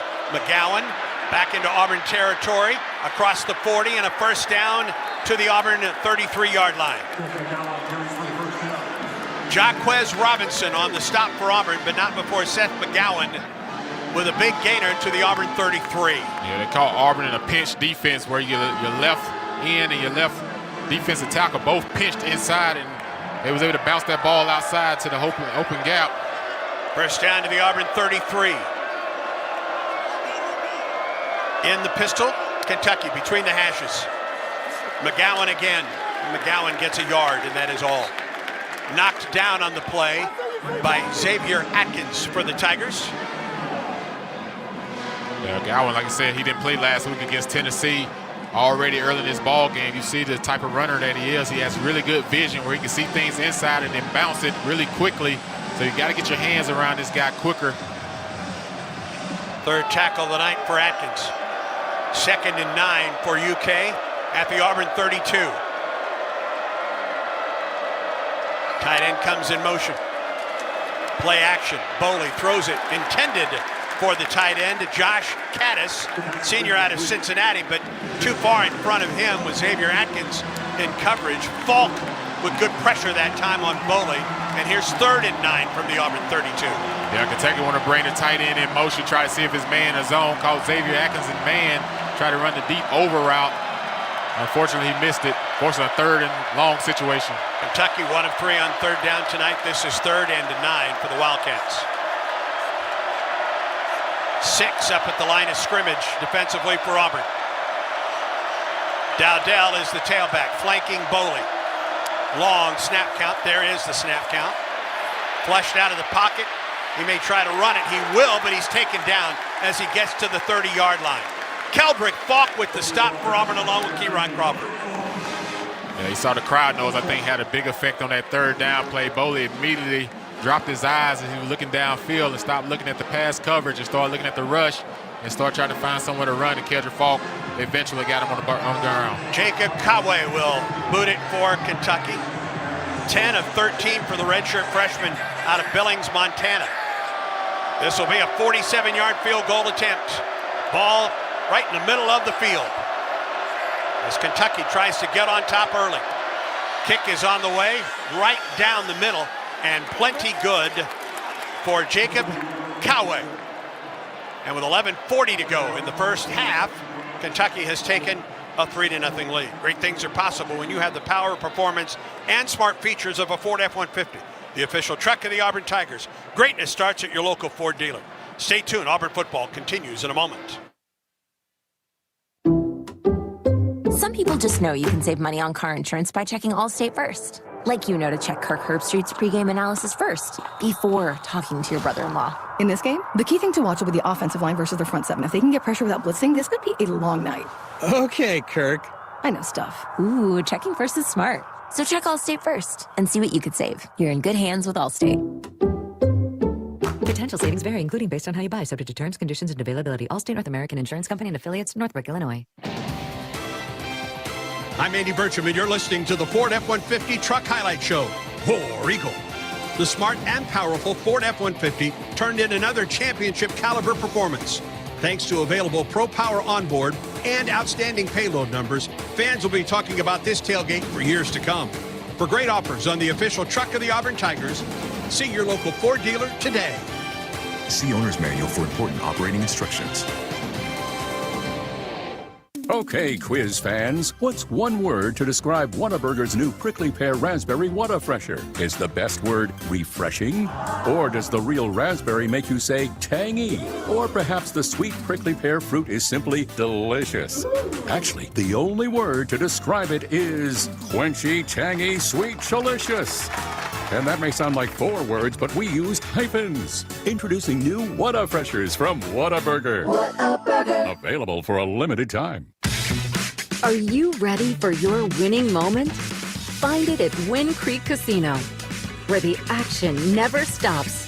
Hottest games, loosest spins, more ways to win. We've got the highest payouts and the most epic rewards. At Wind Creek, there's a win waiting for you around every corner. Wind Creek Casino. Find your winning moment. Gambling problem? Call 1-800-GAMBLER.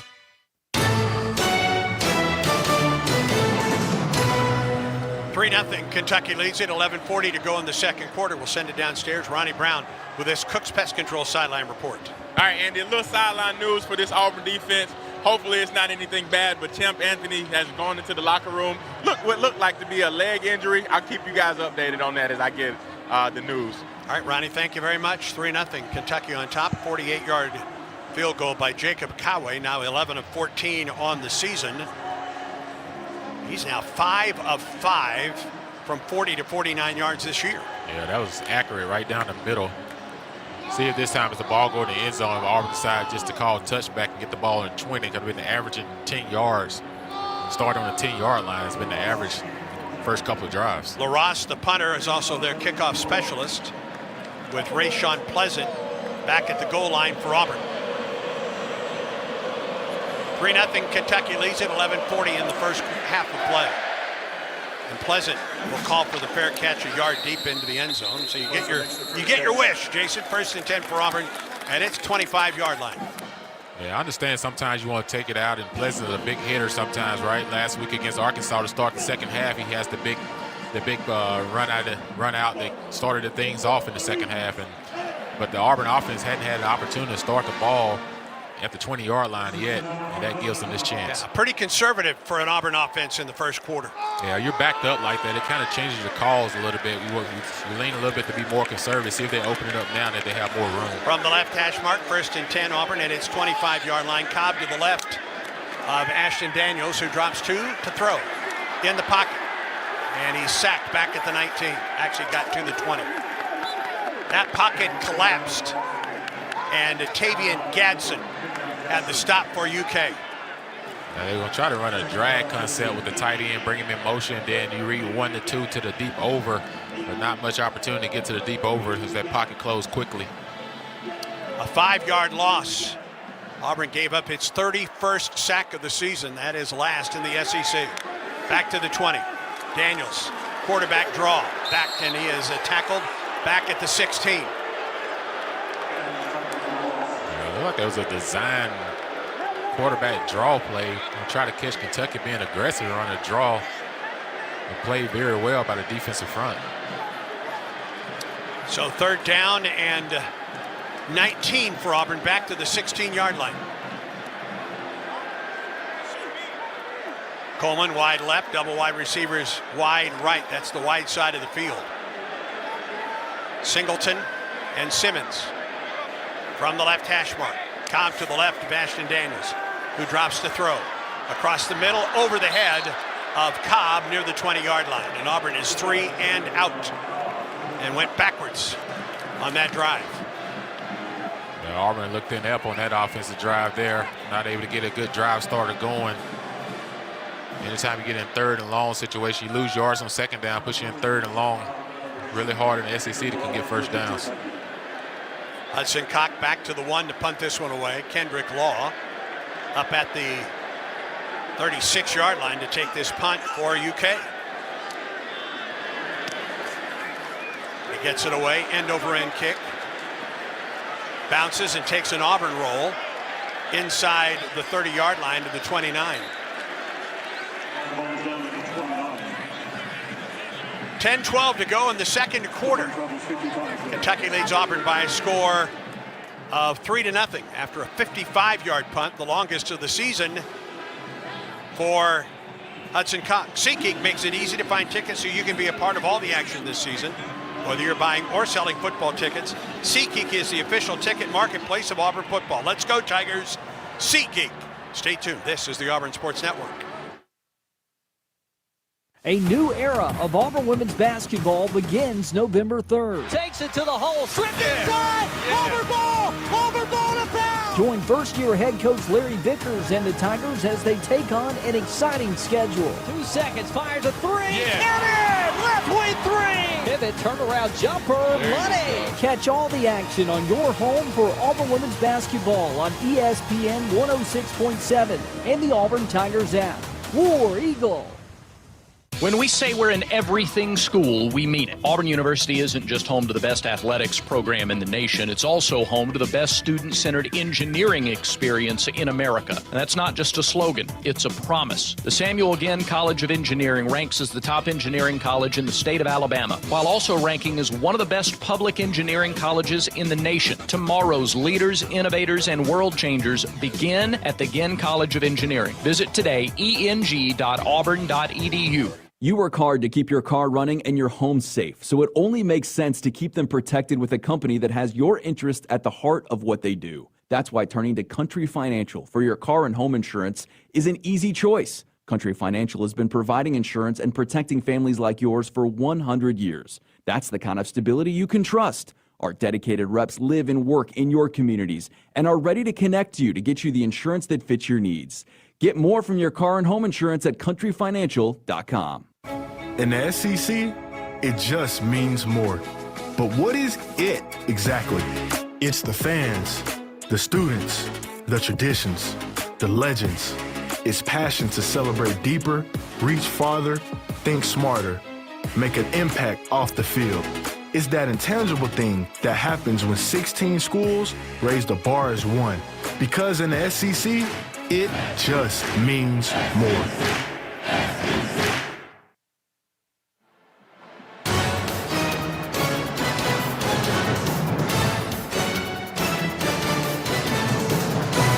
Career-long 55-yard punt by Hudson Cock. And Kentucky will start first and 10 at its 29-yard line. It's been a game for the kickers tonight. Both teams have punted the ball well. Jacob Cowaway with a 48-yard field goal, accounting for the only points. 3-0 UK leads it. 10-12 to go in the second quarter. First down. Handoff, McGowan. He gets a yard, then pushed back on the play by Auburn up front. Good coverage. Kensler Faustin was actually the first one there, coming up from that star position for Auburn. Yeah, you knew both defenses would probably play pretty well tonight. Kentucky is a good defense. It didn't look like it against Tennessee a week ago, and they was able to hit a lot of explosive plays on them. But overall, throughout the year, they're a reason Kentucky has been in a lot of games. Their record don't show it, but they've had a really good defense as well. Second down and 9. McGowan to the left of Boley in the shotgun, ball between the hashes. From the 30-yard line, Law goes in motion. The snap to Boley. Looks and throws. The pass is complete to the tight end. He'll be about a yard shy of the first down. Willie Rodriguez with an 8-yard catch across the middle. Rodriguez coming up slow on that catch.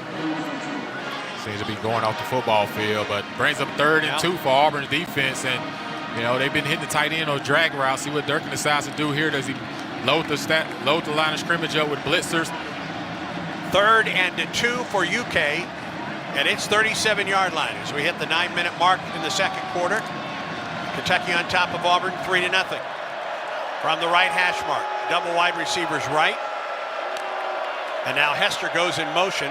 Handoff to McGowan. I think he's going to be shy of the first down by maybe a half yard on the play. Bobby Jamison Travis was the first one there for Auburn. It's going to be a half a yard short. Ran the old Wildcat. And it was McGowan that was stood up. Looked like he wanted to pitch for a moment to Boley and ran it himself, but he's going to be a yard shy of the first down. Or did they give him a first down? That was a big hit by Bryce Wow, Diaz. they gave him a first down. Wow. Wow. Need to look at that again. He was knocked half a yard short from where we're looking at on TV copy. So first down for the Cats. 8:10 to go in the second quarter. First down for UK. At the Wildcat 39-yard line. From the pistol.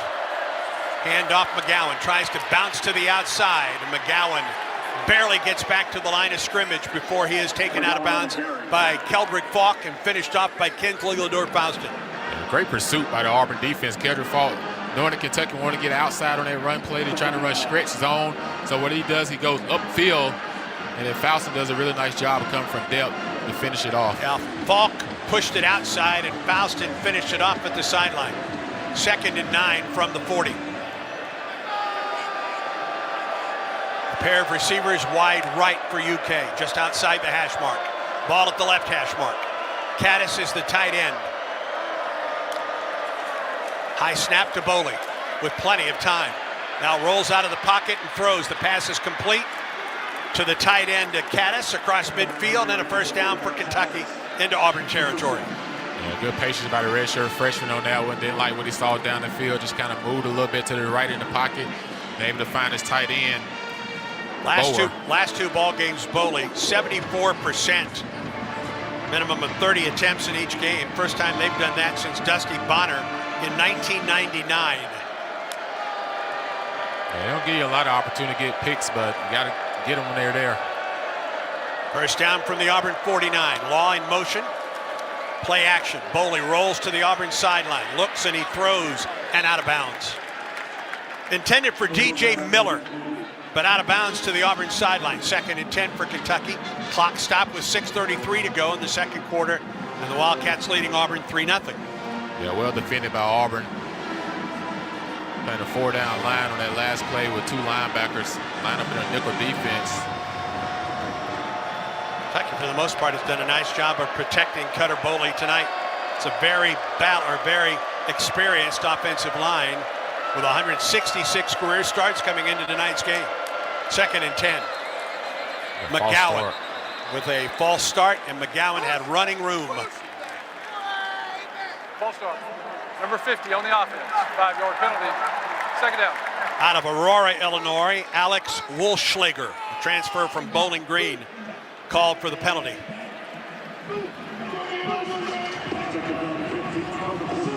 Penalty number 1 for either team. Yeah, it's been a pretty good game as far as, like you said, not penalties. That's the first one, and that was a false start. So 2nd down and 15 for the Cats. Back, Boley drops to throw, flips it out to McGowan, and McGowan gets a couple of the yards back off the penalty. They get him out of bounds at the Kentucky 47-yard line. McGowan comes out at tailback, and Dante Dowdell, the junior from Picayune, Mississippi, and a transfer from Oregon is in. And so going 3rd and 14. Auburn shows 7 up on the line of scrimmage. Ball got to come out quick.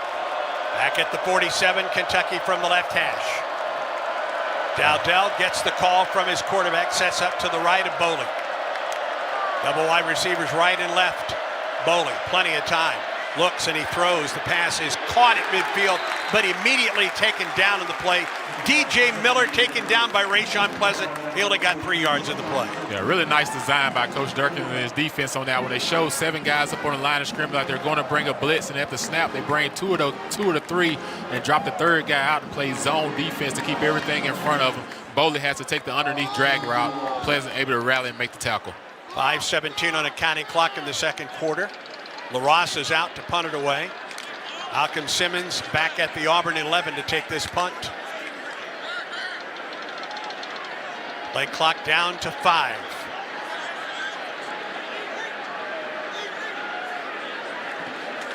Just get the snap off. And a very short punt.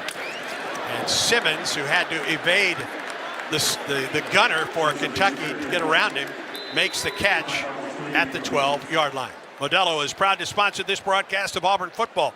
The mark of those who know legacies aren't built overnight. Modelo, the mark of a fighter. 21 and older, please drink responsibly.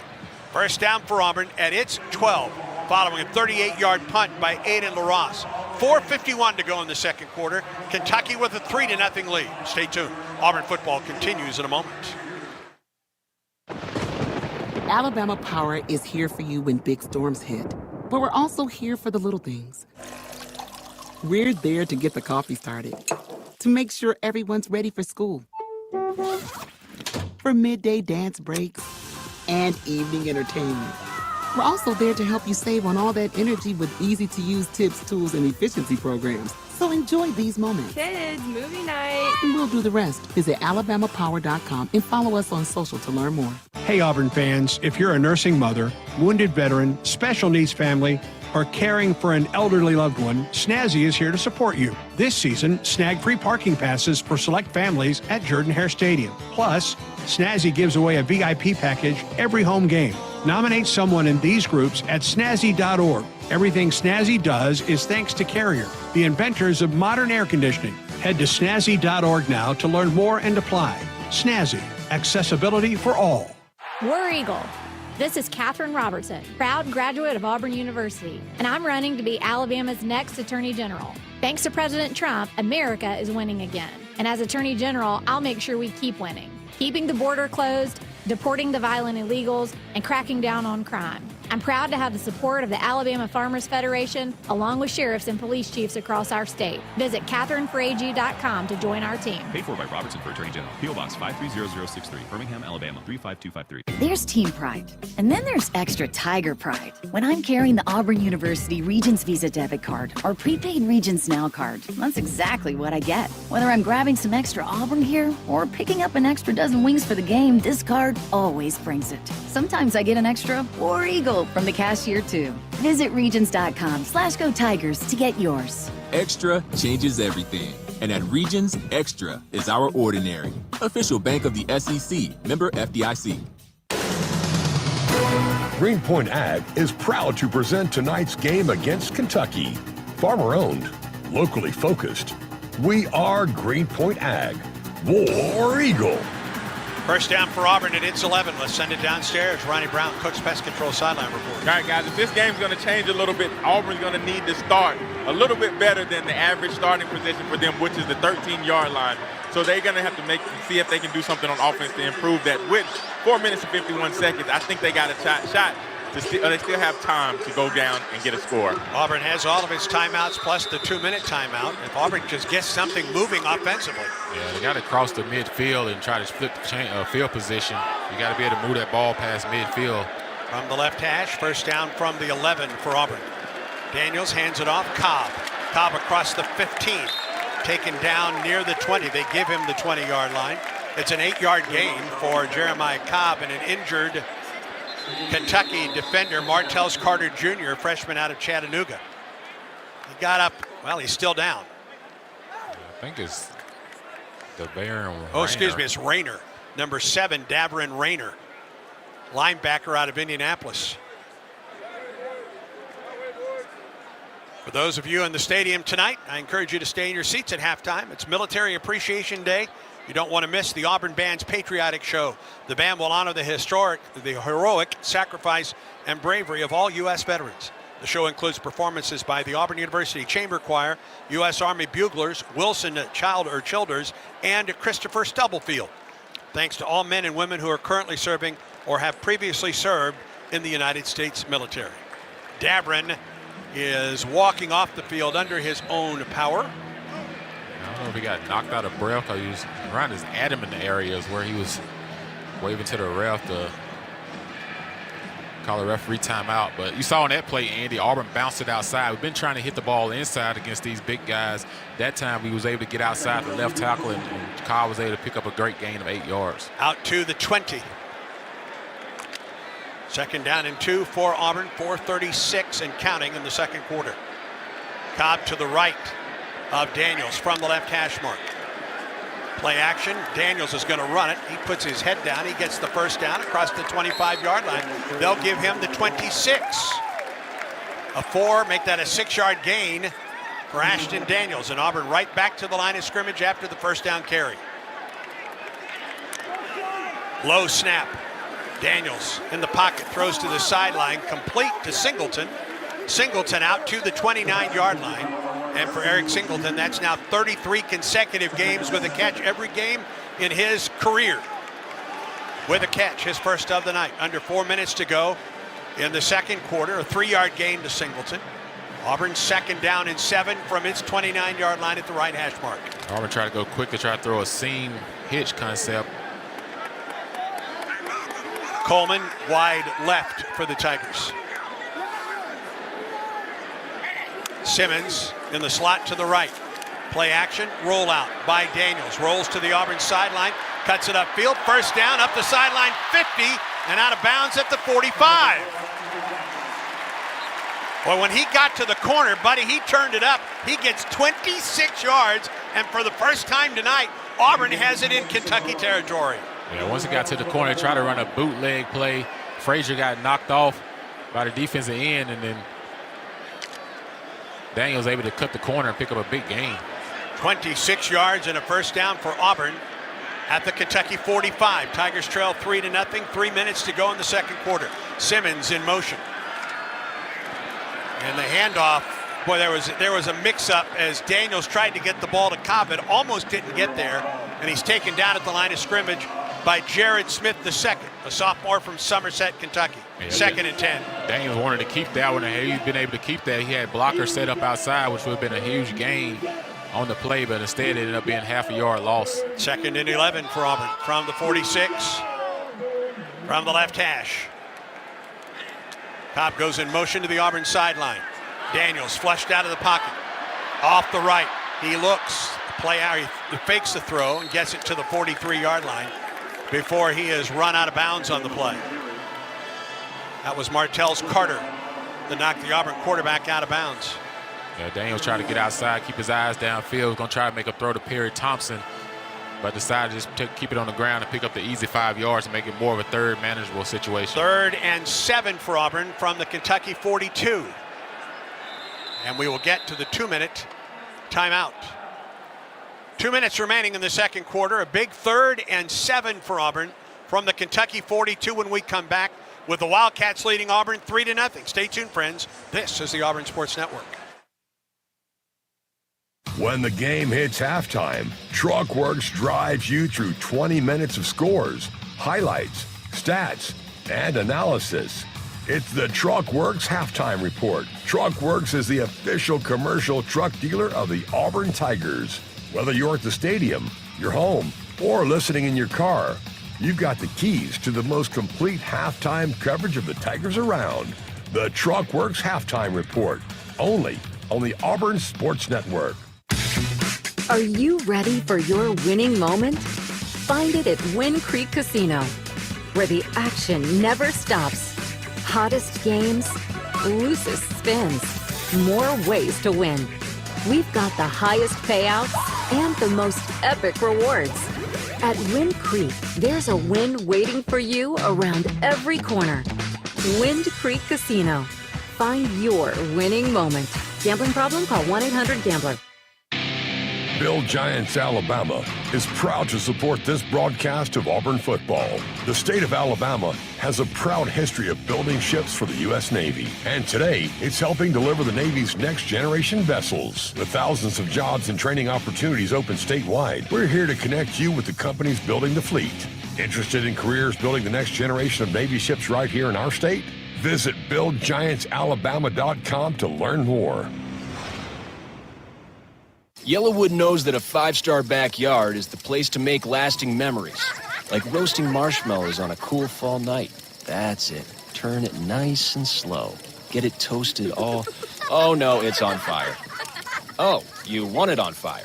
Okay, that's a choice, I guess. Crunchy. For 5-star backyards and the most memorable experiences, Yellowwood brand pressure-treated pine. If it doesn't have that yellow tag, you don't want it.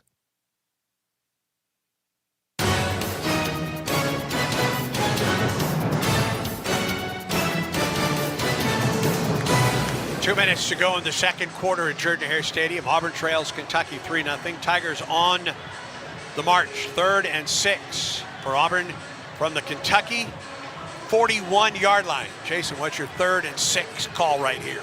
Yeah, you got to expect Kentucky may try to bring a little bit of pressure to try to keep Auburn from converting here, but at the same time, earlier they played zone a little bit, was able to hit Frazier right over the center of the tight end, over the center.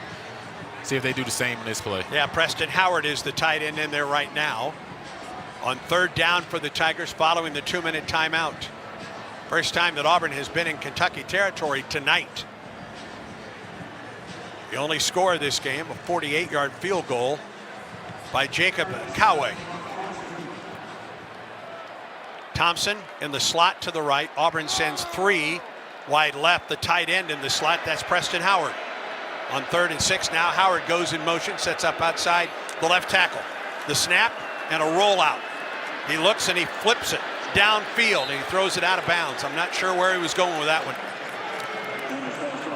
Yeah, they try to run a sprint pass concept, what we used to call a 17, where you got a flat route, which is the number 1, and then Cam runs the corner route, well defended by the defenders. And Auburn will go for it on 4th and 7, or at least lining up to go for it on 4th and 7.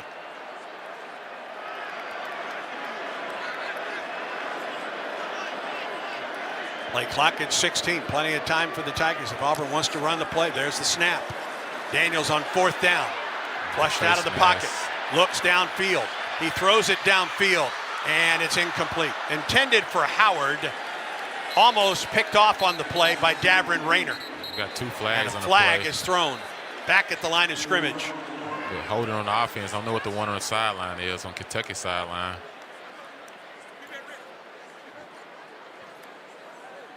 Oh, you're going to get holding on the defense as well. What it appears. There are 2 fouls on the play. Holding on the defense, number 21. Holding on the offense, number 51. Those fouls offset. Replay, 4th down. Nasir Addison and Cale Ellis were the parties called for the hold. So 4th and 7, Auburn's going to do it again. Yeah, you're going to get the corner against Perry Thompson up top. He has single coverage on the Kentucky sideline. 3rd down, make that 4th down and 7 for Auburn. Wide side of the field to the Auburn boundary. Take a timeout. And Kentucky called a timeout after taking a look at the Auburn offense one more time. Stops the clock, or the clock is stopped with 1:46 to go in the first half. Total offense right now, 100 yards for Kentucky, 101 for Auburn.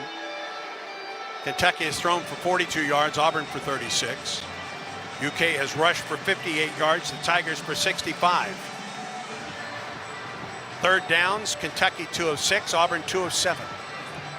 Auburn going for it on 4th down, as Brad Law gives us an update on the Yellowwood scoreboard. All right, Andy, thank you. NC State leads 8th-ranked Georgia Tech 21-17. They're 3 minutes before the half in Raleigh. Tennessee leads Oklahoma 10-7 early in the second quarter in Knoxville. And Nebraska has a 7-6 edge over USC late in the first half in Lincoln. Ole Miss maintains a 10-point lead over South Carolina. They've gone to the half there, 17-7 Rebels. Andy, back to you. 4th down from the Kentucky 42. Auburn needs the 34-yard line for the first down. From the right hash. Daniels looks to the sideline. Cobb to his right in the shotgun. Kentucky puts 4 at the line of scrimmage. They rush 4. Daniels, 2 throw. Blitzed and sacked back at the Auburn 46. And now Kentucky with fabulous field position as Auburn turns it over on downs.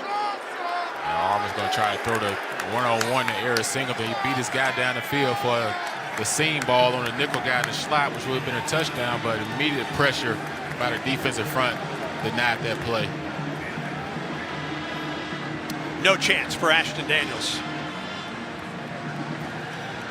Yeah, Auburn got to try to find some juice offensively on the sideline, and as well, got to get a little bit more energy going in here. Got to make some plays. Steven Souls was the one that got to Daniels first.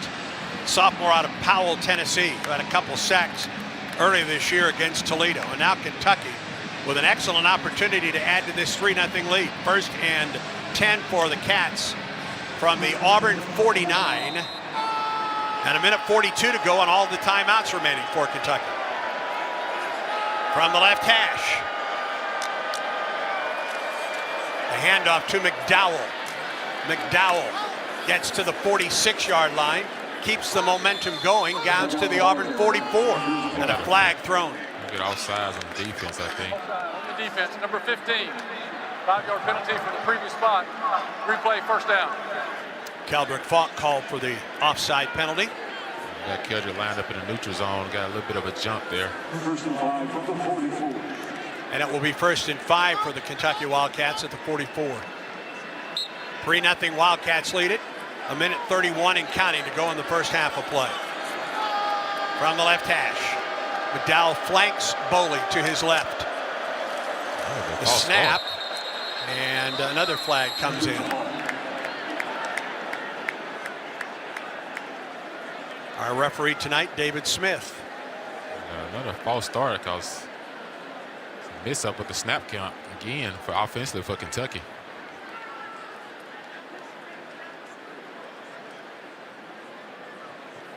Everybody move but the center. Yes.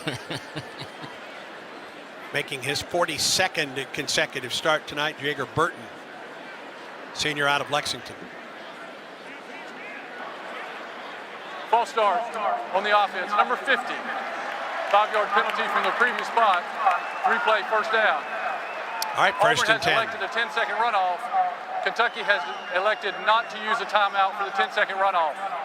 The clock should be reset back to 1:24, 10 seconds removed to 1:14, 1:14. So Kentucky back to its 44-yard line. And it'll be first down and a 10. Clock rolling at 1:12. Snap, throw. Ball batted down at the line of scrimmage. I think it was Bobby Jamison Travis. Yeah, you're correct. Big Bobby James Travis knew he couldn't get home. What did he do? He saw the eyes of the quarterback, dropped back into the drop zone area, and then jumped up and knocked that ball down. Senior out of Minneapolis with 24 tackles, 2 for loss coming into tonight. See if Auburn can create a negative play on this drive and get a turnover. Clock stopped with 1:08 to go in the second quarter. 2nd and 10 for the Cats from the 49-yard line. Snap to Boley, throws it, picked off on the play. It's Elijah Melendez. There's your big play, Jason, down to the 34. What a play by Elijah Melendez. Auburn defense did a drop zone. Quarterback was trying to throw a curl route. Never saw Melendez sitting in the drop zone. That's a turnover that this Auburn team needed. That's the energy that you got to get back in this building. Now see if the offense can punch it in for a touchdown here before the half. 8th interception of the year for the Tigers. Another $1,000 for the Children's of Alabama through the Pigs for Kids program. Participating Chick-fil-A programs are donating $1,000 for each Tigers pick, up to $10,000. Eat more chicken, War Eagle from Chick-fil-A. First down for Auburn at the Kentucky 35 after the pick by Elijah Melendez. Ball at the left hash for Auburn. Hand off to Jeremiah Cobb. He's to the 30, 25, and a first down inside the 25-yard line. J.Q. Hardaway made the stop, but not before an 11-yard gain for Jeremiah Cobb. Because the first down, the clock stops immediately, but it's going to start at the whistle. Auburn scrimmages from the Kentucky 24-yard line. Daniels again to Jeremiah Cobb, bounces to the outside, inside the 20, and down to the 15-yard line. It's going to be about a yard shy of the first down, and a timeout as Auburn, for the first time tonight, enters the Chick-fil-A red zone with 39 seconds to go in the first half of play. Yeah, Auburn with 3 timeouts. They decided to take one. Right now you still have 2 timeouts with 39 seconds. That's plenty of time to be able to take some shots to the end zone and punch the ball in and conserve your 3 points. 9-yard gain down to the 15-yard line for Auburn, trailing 3-0. First turnover of the night, an interception by Elijah Melendez. Yeah, Jeremiah Cobb on 2 straight carries delivers Auburn to the 15-yard line on 2nd and 1. Auburn still has 2 timeouts remaining as the clock is stopped with 39 seconds to go in the half. Yeah, this crowd was just waiting on something positive just to happen, just to get some energy flowing. It's kind of been a slow playing game this first half, and then Melendez with the interception. Now this crowd is into it. 22 yards on Auburn's first 10 carries. Last 2 carries, 20 yards by Cobb. 2nd and 1. Cobb again. Cuts up field. He's going to be yard and maybe a half yard shy of the first down. Yeah, might have to take another timeout here or go quickly. It's going to bring up 2nd down or 3rd down and 1 for Auburn. Quickly back to the line of scrimmage. Auburn scrimmages from the 15-yard line. They throw, pass complete down to the 8-yard line. Perry Thompson with the catch on the play. That'll stop the clock with 17 seconds to go in the half. And it's 1st and goal for Auburn, and a timeout called with 17 seconds to go in the half, and Auburn at the Kentucky 9-yard line. Long throw to the boundary, and Thompson went down to make that catch. Yeah, really nice catch by Perry to kind of go down and catch that ball. Like I said, it's a dangerous throw. That's the same one that got picked off last week before the half for a pick 6 against Arkansas. That time he was able to end up on the right side of it with the catch. But I think the play before that, they had an RPO on. I think they had Cam wide open on a slant for a touchdown. But they decided to hand that ball off. They caught him in man coverage in the corner. Definitely wasn't anticipating the slant. 17 seconds to go in the second quarter. After the interception by Elijah Melendez, Auburn has driven to the Kentucky 9. This has been tough for Auburn down inside the 10-yard line of late. See if Auburn can do something with this one on 1st and goal from the 9-yard line at the right hash. Yeah, if Auburn get tackled anywhere in bounds, then you're more likely to have to use your timeout. Auburn has one of those remaining. From the right hash, 1st and goal from the 9. Daniels to throw. Some time. Still some time. Rolls. Gets pressured. Throws it up the sideline. Incomplete. Intended for Cam Coleman. The clock is stopped with 9 seconds to go in the half. Auburn set up on the right hash and tried to throw to the short side of the field. Yeah, it was in a bunch concept with 2 tight ends, and then try to run Cam on a drag route. All right, 9 seconds to go in the half. Auburn does have a timeout, but you got to play quickly here. Yeah, you got to play quick. You got to have a play to go 4 or 5 seconds max, and you got to be able to preserve that timeout. Anything in bounds, you got to be an immediate timeout. 2nd and goal from the 9, trips to the wide side of the field for Auburn. Cobb, the tailback. Daniels rolls to his left. He sets and he throws. Incomplete. Intended for Singleton at the 2. And Auburn will send the field goal unit out with 5 seconds to go in the half with a chance to tie it. Yeah, try to run a sprint pass, hit Eric Singleton on a fake in and out, and then hit Cam in the back of the end zone. Singleton not able to get to that ball. Ball kind of thrown too far out in front of him. He wouldn't have been able to get the first anyway. He got tackled in bounds. A week ago, Alex McPherson, career high 6 field goals for the Tigers. This is a 27-yarder from the right hash. Hudson Cock will hold it. It's down. The kick is on the way from McPherson, and it is good. And with 2 seconds to go in the first half of play, and McPherson, the field goal, has tied it. Set up by the interception by Elijah Melendez. We're tied at 3 with 2 seconds to go in the half as we pause 10 seconds for station identification on the Auburn Sports Network.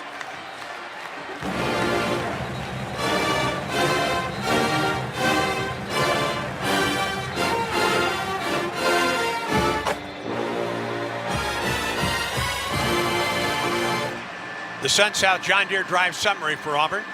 26 yards in 7 plays. It lasted 58 seconds. Set up by the interception and return by Elijah Melendez. And McPherson's 27-yard field goal has tied this game at 3. And John McGuire is out for the kickoff for Auburn. You know, Connor Gibbs was listed as, well, he was listed on Auburn's availability report earlier this week. Matter of fact, McPherson took some kickoffs this week for Auburn in practice. McGuire is out there to kick this one away. He's a backup punter for the Tigers.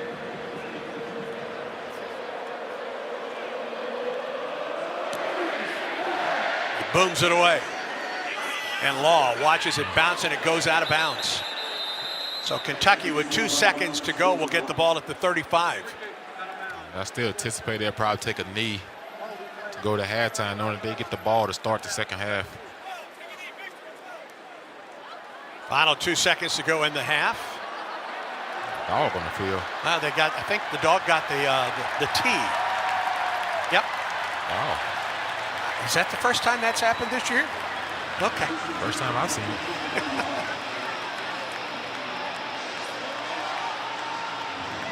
That was pretty quick. Put him back on the leash. He's quicker than Ronnie. That can't be. Everybody got Google. Sweet feet Ronnie Brown. From the 35, Kentucky looks like it will take a knee. Bowler under center, does take a knee, and the first half will come to a close.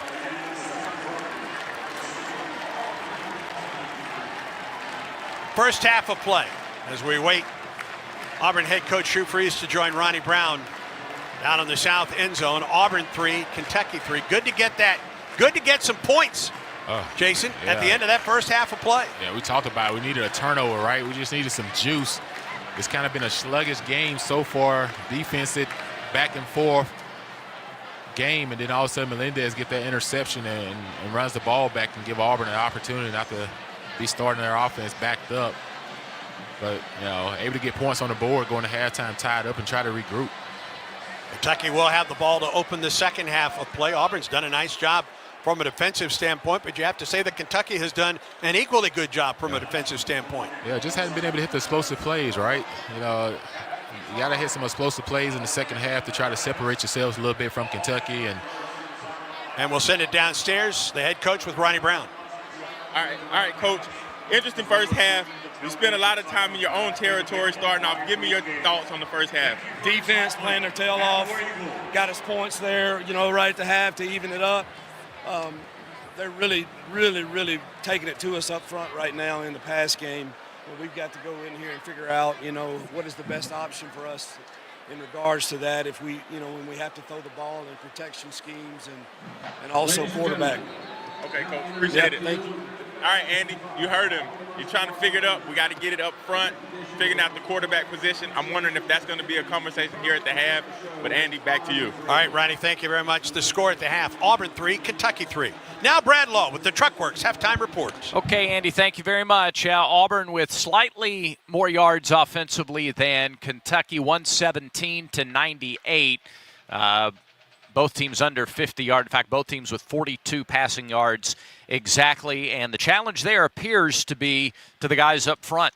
Kentucky's defensive line getting the better of the Auburn offensive line, particularly in drop-back situations. So 3-3, a defensive struggle. Auburn with a big second half last week, outscored Arkansas 23-3 in the second half. Tigers looking for a similar effort here this week at Jordan-Hare Stadium. Let's start with a check of the Yellowwood scoreboard. Two other SEC games in progress now. South Carolina has come out and scored a touchdown on its first drive of the second half, just as it did its first drive of the first half. They've trimmed the Ole Miss lead to 3 in Oxford. 7th-ranked Rebels lead the Gamecocks 17-14. Ole Miss about to get the ball for the first time in the second half. Meanwhile, in Knoxville, they are all tied up 10-10. 14th-ranked Tennessee and number 18 Oklahoma. Volunteers ripped down the field on their first drive to score a touchdown. Oklahoma got a late first quarter scoop and score from its defense. So teams on brand through the first quarter. Just a field goal in the second period. They're midway through the second in Knoxville. Tennessee 10, Oklahoma 10. Top 25 scores outside the SEC. 8th-ranked Georgia Tech trying to stay unbeaten. But they're in Raleigh against NC State. They're about to go to the half. Wolfpack have a 4th down inside the red zone, leading the Yellow Jackets 21-17. It is 21st-ranked Michigan in Big Ten action, leading Purdue 14-10.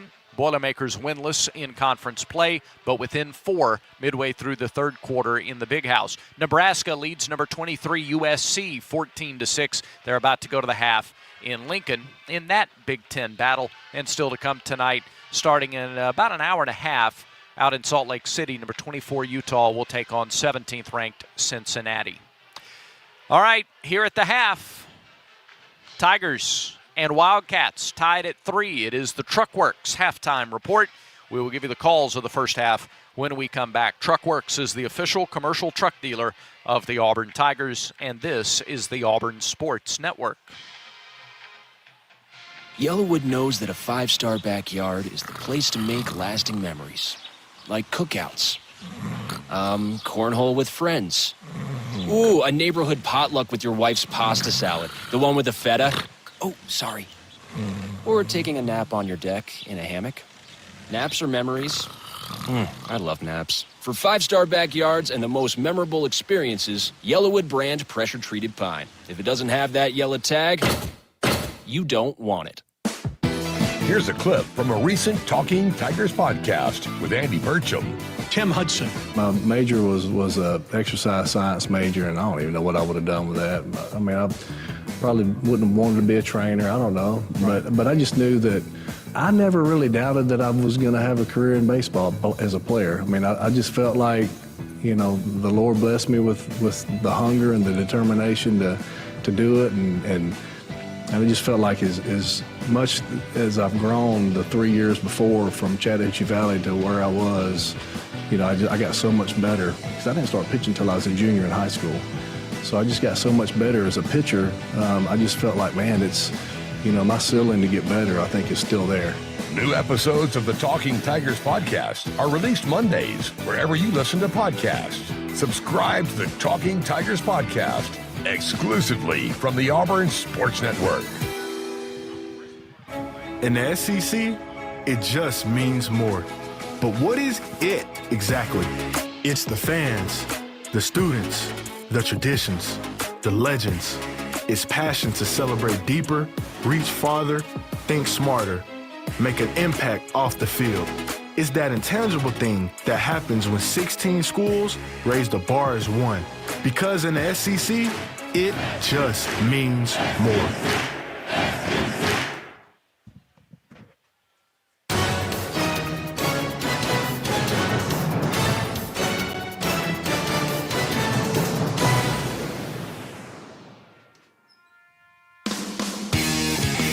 This is the Truckworks Halftime Report, and these are the first half highlights as called by the voice of the Tigers, Andy Burcham. Auburn and Kentucky are tied at 3. Let's tell you how we got there. Kentucky won the toss and deferred to the second half, so the Tigers got the ball first. Auburn picked up 1 first down on its initial possession, but then it began an exchange of punts. Really throughout the entire first quarter, there was no scoring in the first quarter. There were a combined 111 yards in the first quarter of play. Kentucky was 3 and out on its first drive. Auburn a couple of first downs on its next possession before punting. Kentucky only had 1 first down on its first 2 drives. In other words, the defenses had the upper hand through the first quarter. As we got ready to go to the second quarter, Kentucky started its 3rd drive on its own 26. A couple of runs by Cutter Boley, the quarterback, gained a couple of first downs and moved the ball out near midfield. Kentucky on the drive, in fact, worked into Auburn territory for the first time in the game. A 17-yard run by McGowan moved it down to the Auburn 33-yard line. They only picked up 3 more yards from there and brought on their kicker on 4th down. 10 of 13 for the redshirt freshman out of Billings, Montana. This will be a 47-yard field goal attempt. Ball right in the middle of the field as Kentucky tries to get on top early. Kick is on the way, right down the middle, and plenty good for Jacob Coway. The 48-yarder put Kentucky on the board. Wildcats drew first blood. It was 3-0 early in the second quarter. A 9-play, 44-yard drive that took 4 minutes and 10 seconds off the clock. Auburn had a nearly 2-to-1 time of possession advantage in the first quarter. Kentucky had a nearly 2-to-1 time of possession advantage in the second. Auburn was 3 and out on its first drive of the second quarter. Kentucky picked up a couple of first downs but had to punt it back at midfield. Tigers got it at their own 12, and that continued a trend too. Auburn's average field position to start their first 4 drives of the game was their own 13-yard line. Tigers got a couple of first downs. A 26-yard run by Ashton Daniels moved it across the 50 for the first time in the first half, but 3 plays later on 4th and 7 from the Kentucky 42, Daniels was sacked. And that gave Kentucky great field position to start their penultimate drive of the first half from the Auburn 49-yard line. Teams exchanged penalties. A couple of plays later, Kentucky looking for momentum, and the Wildcats went to the air. From the 49-yard line. Snap to Boley, throws it, picked off on the play. It's Elijah Melendez. There's your big play, Jason, down to the 34. And that put Auburn in great field position inside a minute and a half to go in the ballgame. Tigers with all 3 timeouts, and so they could run the ball early in the drive. In fact, Jeremiah Cobb ran off runs of 11 and 9 on back-to-back plays to start the drive, and that moved the ball into the red zone, the Chick-fil-A red zone, for the first time in the ballgame. Drive stalled from there, though, inside the 10. The Tigers called on their reliable kicker. This is a 27-yarder from the right hash. Hudson Cock will hold it. It's down. The kick is on the way from McPherson, and it is good. And with 2 seconds to go in the first half of play, McPherson, the field goal, has tied it, set up by the interception by Elijah Melendez. As was the case last week in the fourth quarter in Fayetteville, Auburn turned an interception by its defense into points. McPherson was true, a 7-play, 26-yard drive that took nearly a minute off the clock, and Auburn's last play of the first half tied the score at 3. That is our score here at Jordan-Hare Stadium. The Auburn University Marching Band has just finished its moving Military Appreciation Night halftime show. They're now in the interlocking AU formation and marching back toward the end zone, ready to close up shop here for the halftime entertainment. This is the Truckworks halftime report. We'll give you the stats from the first half of play. A 3-3 game through 30 minutes at Jordan-Hare Stadium. Truckworks halftime report continues in a moment. Hey, college football fans! I'd know you'd do anything for a win on game day and an ice-cold Bud Light. Because whether you're tailgating in the parking lot or parked on the couch, sitting on your lucky stool at the bar, or standing in the fan section all game long, the clean, crisp taste of Bud Light turns a win into a win-win. And there's nothing easier to enjoy than that. Bud Light. Easy to drink, easy to enjoy. Enjoy responsibly. Anheuser-Busch Bud Light Beer, St. Louis, Missouri. Yellowwood knows that a 5-star backyard is the place to make lasting memories. Like roasting marshmallows on a cool fall night. That's it. Turn it nice and slow. Get it toasted all... Oh, no, it's on fire. Oh, you want it on fire. Okay, that's a choice, I guess.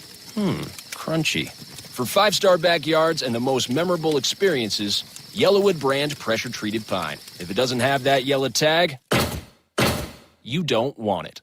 Since 1949, the Houston Clinic has served as the preeminent leader in both surgical and non-surgical orthopedic sports medicine treatment and solutions. Their vibrant 75-year legacy demonstrates a deep commitment to serving the local community and its members. Utilizing the latest technology while providing exceptional patient care keeps Houston Clinic at the forefront in sports medicine and patient satisfaction. 334-826-2090 or visit us online at houston.com. Houston Clinic. Research, education, treatment.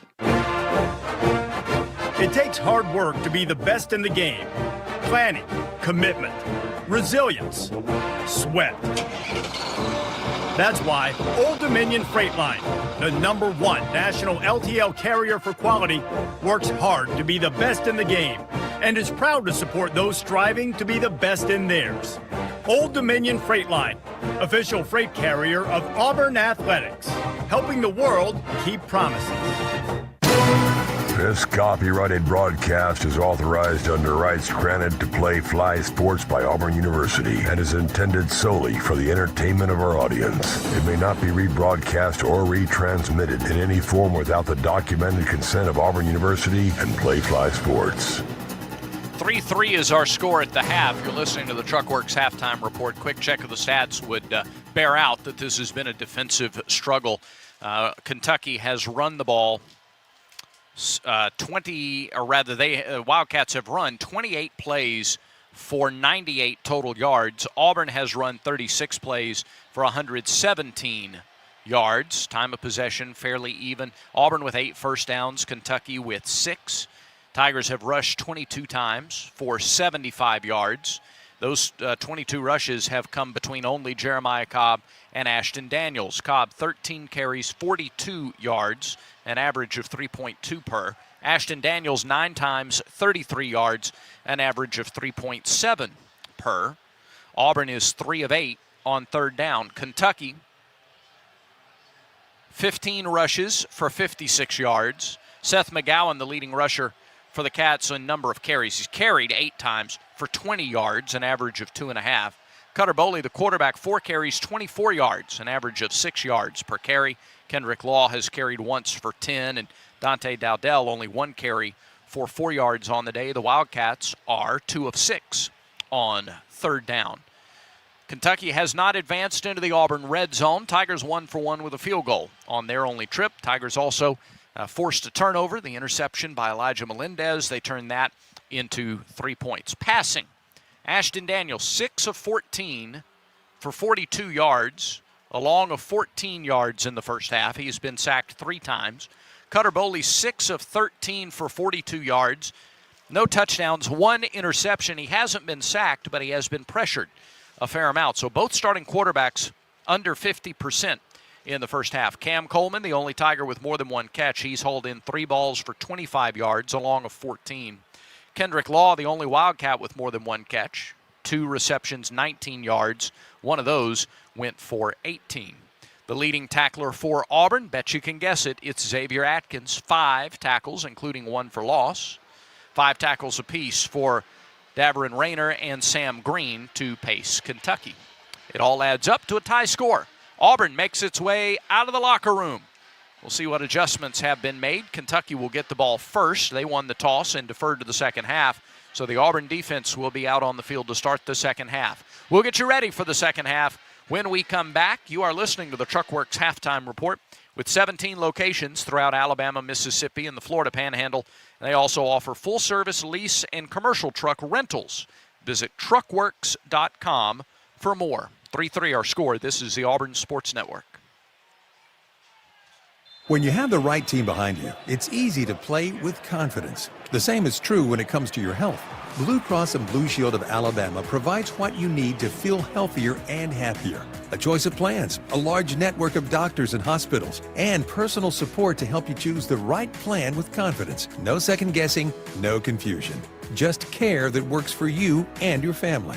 Blue Cross and Blue Shield of Alabama is proud to be on your team and proud to be a sponsor of athletic programs across the state. Here's a clip from a recent Talking Tigers podcast with Andy Burcham. Ian Borders. We were watching in February guys that we thought maybe had the chance of entering the portal. Denver Jones is a great example of that. We had kind of recognized Denver at FIU around February. He was putting up magnificent numbers, Alabama kid, and we said, man, if this kid enters the portal, we got to jump on him. Once the portal opened, between Burgo, Maddox, myself, we're sitting there hitting refresh about every 5 minutes. Because timing is literally. Yes. We want to be the first to reach out. Well, Denver entered pretty quickly, and we were the first team to reach out, and it meant something to them. New episodes of the Talking Tigers podcast are released Mondays wherever you listen to podcasts. Subscribe to the Talking Tigers podcast exclusively from the Auburn Sports Network. Game day is about big plays and big energy, but it's also about the little things. It's about the energy of a community coming together to cheer for our heroes on the field, the tireless work that goes into every game from the front gate to the 50-yard line, and making memories that last a lifetime. Alabama Power knows that dedication makes all the difference. That's why we're here to keep you moving with reliable power and the programs that help you save. Now that's big. Alabama Power, proud sponsor of the Auburn Tigers.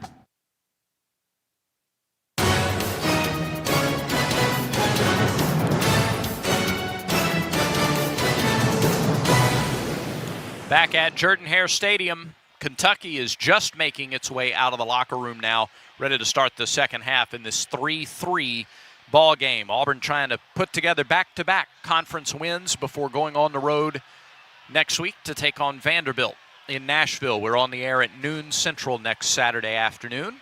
Kickoff just after 3 o'clock.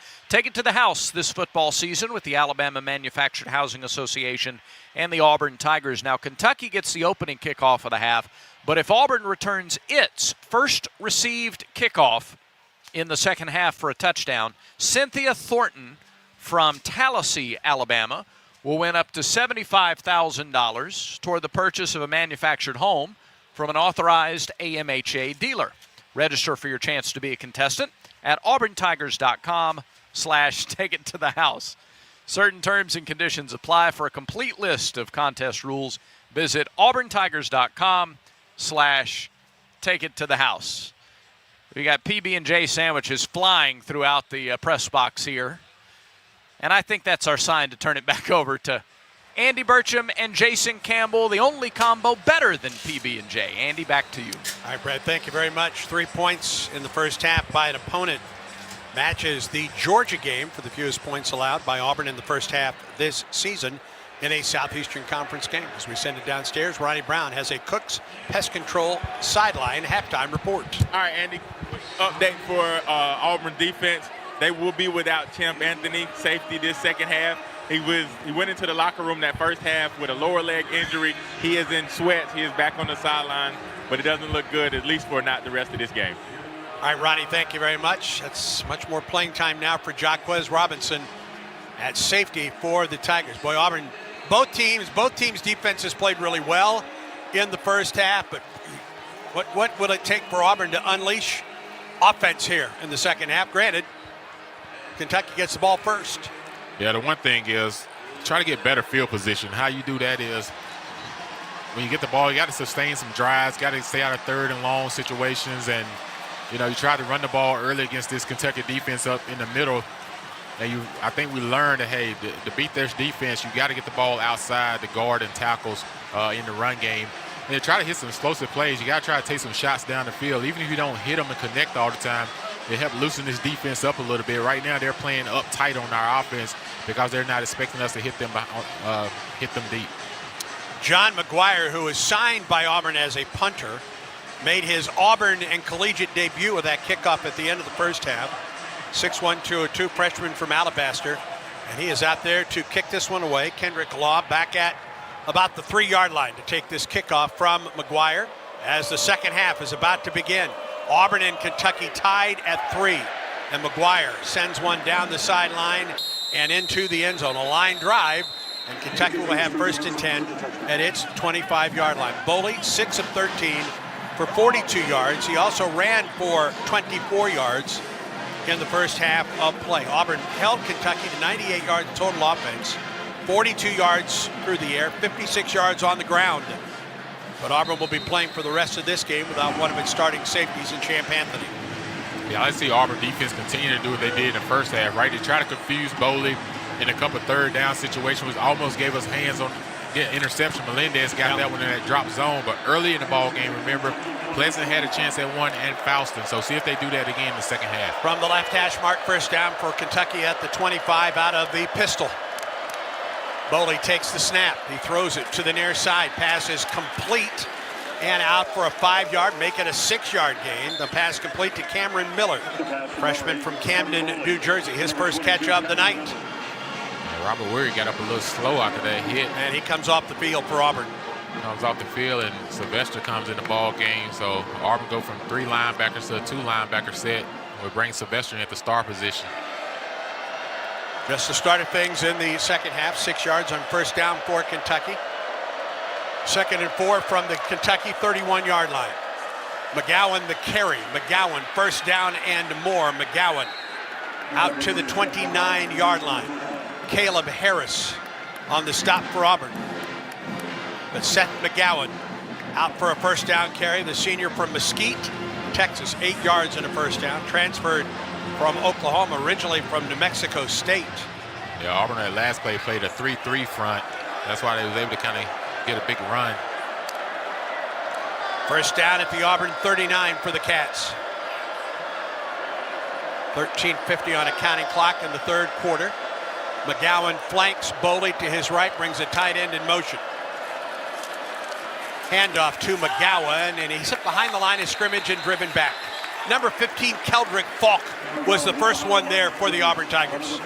Yeah, you see Kentucky's game plan is to kind of run the ball, try to get Auburn caught off balance a little bit and see if they can gash them and get about 6 or 7 yards, and then try to get into those situations where like 3rd and 4 to 5 to keep Boley from having to drop back and throw those intermediate routes against our defense. 5th tackle for loss this season for Falk. 2nd and 11 back to the 38. From the left hash, tight end Caddis goes in motion. Boley looks that way. He looks, pump fake, now throws it to McGowan, and McGowan taken down near the line of scrimmage by Rayshon Pleasant.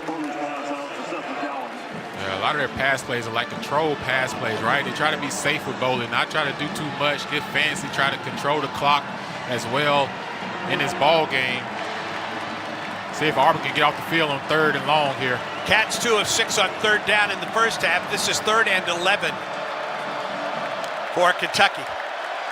Line to gain is the UK 49.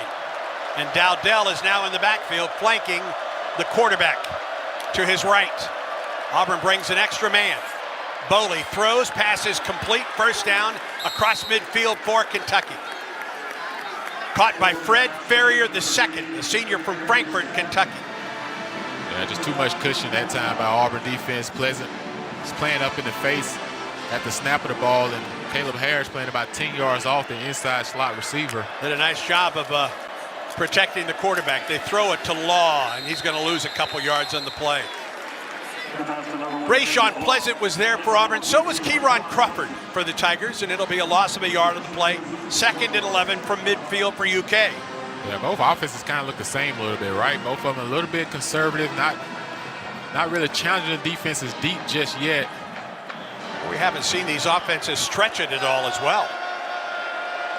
Auburn puts forth the line of scrimmage. Kentucky 2nd and 11 from midfield. Hand off to the tailback, and he's going to lose another yard on the play. Back to the 49.5-yard line. Sylvester Smith off the bottom of the pile for the Tigers. And they'll bring up another 3rd and 12. Xavier Atkins was there as well for Auburn. See it as this time as Coach Durkin decided to put 7 guys up and come after Boley and see if he gets the ball out of his hand quickly. After seeing the last play develop, and they was able to pick up that last 3rd and long. 3rd and 11.5 for Kentucky at the 49.5-yard line. From the right or the left hash mark. Dowdell flanks the quarterback. Play clock is at 8. Trips to the wide side of the field for UK. The snap to Boley, he looks that way. He throws up the sideline, and it's caught at the 32-yard line by Ferrier, and a first down into the Auburn red zone. Auburn went for the pick and came up empty. It was Kinsley Lidor-Faustin that went for the interception. He didn't get it, and Ferrier was wide open on the play. Yeah, that's the only thing, right? You bring 7 guys, you got it. You bring 3, and everybody else drop out. I think if the safety gets depth and width there, he's able to pick that ball out. He was kind of playing a little bit too shallow on that 3rd down. 2nd, 3rd, and long conversion for Kentucky. At the Auburn 7, make that the Auburn 18. McDowell tries to get to the corner. He does turn the corner, and he's run out of bounds near the Auburn 13-yard line. Jaquez Robinson playing for the injured Champ Anthony with the stop for Auburn. 5-yard gain, though, for McGowan with that stretch play. Kentucky brought a tight end in motion, try to get the linebackers' eyes in the opposite direction. 9:42 on a counting clock in the 3rd quarter. Kentucky's opening drive of the half. 2nd and 5 from the Auburn 13-yard line. Left hash mark, Boley. Quick throw to Kendrick Law. Law inside the Auburn 10 to the 5. He dives to the end zone, and it's a touchdown for Kentucky. 13 yards, and Kentucky finds the end zone for the first time tonight. They do it on the opening drive of the 3rd quarter of play. A 75-yard drive by UK. 2 long 3rd down conversions on that drive for Kentucky. Yeah, another play where Auburn almost was able to tackle that for a loss. Jay Crawford read it correctly, but got a big block from the offensive from the tight end of Kentucky to kicking him out. Willie Rodriguez was able to chip him just enough, and Law for 13 yards and a touchdown. Kawe is out for the extra point. And Kentucky leads Auburn by a score of 10-0. 9:27 to go in the 3rd quarter. UK does exactly what it wanted to do, going 75 yards to open the 3rd quarter, and Kentucky back on top by a score of 10-3. Listen to all things college sports, including live games and talk, on SiriusXM College Sports Radio, Channel 84, and streaming on Sirius, the SiriusXM app. 9:27 in the 3rd. Auburn about to get the ball for the first time in the 3rd quarter. The Tigers trail Kentucky 10-3. Auburn football continues in a moment. Auburn football is presented in part by Truckworks, the official commercial truck dealer of the Auburn Tigers. Truckworks is Alabama's exclusive Kenworth, Hino, and Isuzu commercial truck dealer and was recently named Kenworth's North American Dealer of the Year for the 2nd year in a row. Truckworks is the Southeast headquarters for dump trucks, sleeper trucks, box vans, and everything in between. Stop into their TRP parts store right here in Opelika for any commercial truck part you could possibly need. Truckworks, the partner you can count on in the transportation industry since 1978. War Eagle. This is Katherine Robertson, proud graduate of Auburn University, and I'm running to be Alabama's next Attorney General. Thanks to President Trump, America is winning again. And as Attorney General, I'll make sure we keep winning. Keeping the border closed, deporting the violent illegals, and cracking down on crime. I'm proud to have the support of the Alabama Farmers Federation, along with sheriffs and police chiefs across our state. Visit KatherineForAG.com to join our team. Paid for by Robertson for Attorney General. P.O. Box 530063, Birmingham, Alabama 35253. So my mother is thinking of switching from Verizon to Pure Talk, but she's worried the deal sounds too good to be true. Michael, she said, how can those Pure Talk people offer me the same basic service as Verizon for so much less money? I said, Ma, go ask Google how much Verizon spends on advertising and promotions. A few seconds later, my mother said, oh my goodness, $12 billion a year? That must be a typo. I'll tell you what I told my mom. It's not a typo. Verizon spends $12 billion a year on advertising and promotions, and their customers are paying for it. Well, Pure Talk doesn't spend that kind of money on commercials. Trust me, I would know. That's why they can offer you and my mother unlimited talk, text, and plenty of data on a crazy fast 5G network for just $25 a month. And if you're a business owner, you could really save a fortune. Dial pound 250, say the words Mike Rowe, and you'll get an additional 50% off your first month. That's pound 250 Mike Rowe. Pure Talk. Everything you need and nothing you don't. Down to the field, Ronnie Brown, a Cook's Pest Control sideline report. All right, guys, I think it's going to be important for this Auburn offense to have a response. Kentucky comes out and does just exactly what they wanted to do. They're able to get the ball down and get in the end zone for the first time tonight.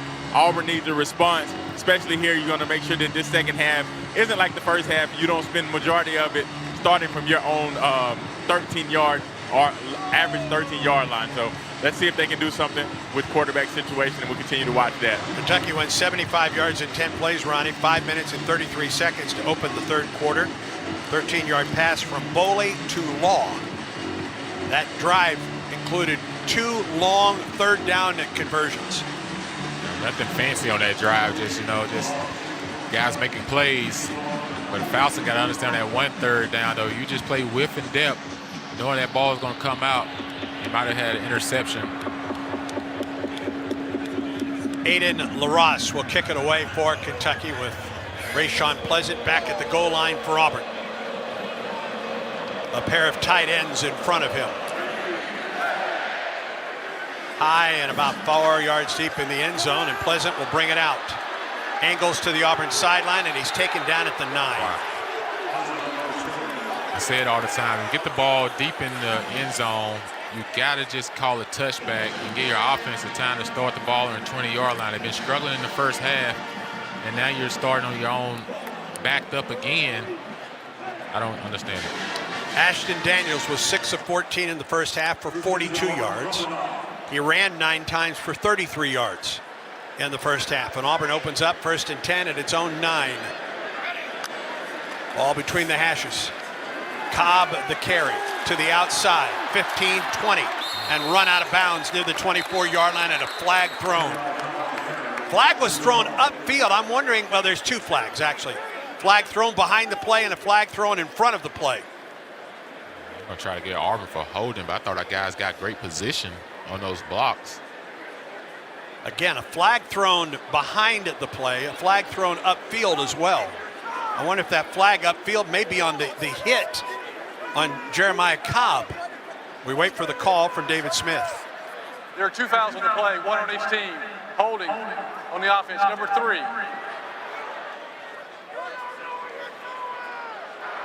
Personal foul, targeting number 14 on the defense.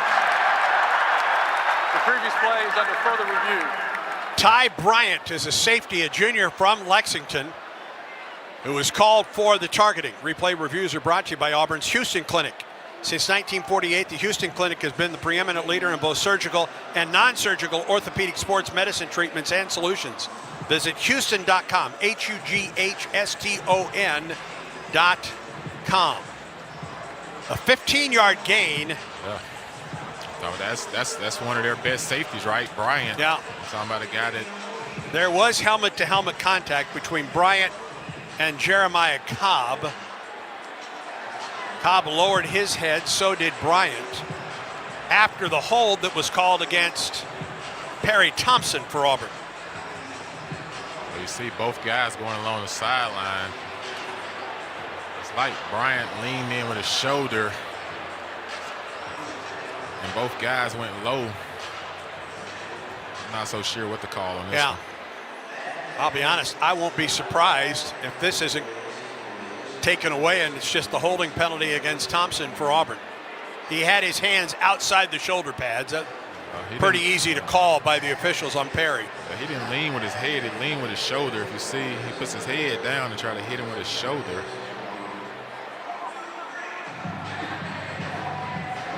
And here comes the call from David Smith. They got Perry for holding initially. After video review, there is no foul for targeting. The holding on number 3 will be enforced half the distance to the goal. Replay First down. That takes away a 15-yard gain for Auburn. Anytime you get your hands outside those shoulder pads, the refs are going to call that. That's why you got to kind of position yourself as a receiver to go to where the DB has got to come to. Don't go to where he's at, because then you get yourself in trouble. It takes Auburn back to the 6. So first and 14 for Auburn. My goodness. See if Auburn decides to take a shot play. You know you're going to get coverage up. Coleman and Singleton wide left. Cobb to the right to the Auburn quarterback. Cobb the carry. Tries to get to the left sideline, and he's taken down near the 9-yard line. They'll give him the 10. You notice, Andy, Auburn in the second half decided to run these defensive linemen a little bit east and west instead of trying to hit it between the guard and the center, where Kentucky's had success early in this ball game. Auburn did that much of the first half. Now Cobb in the slot to the right. Frazier in the slot to the left.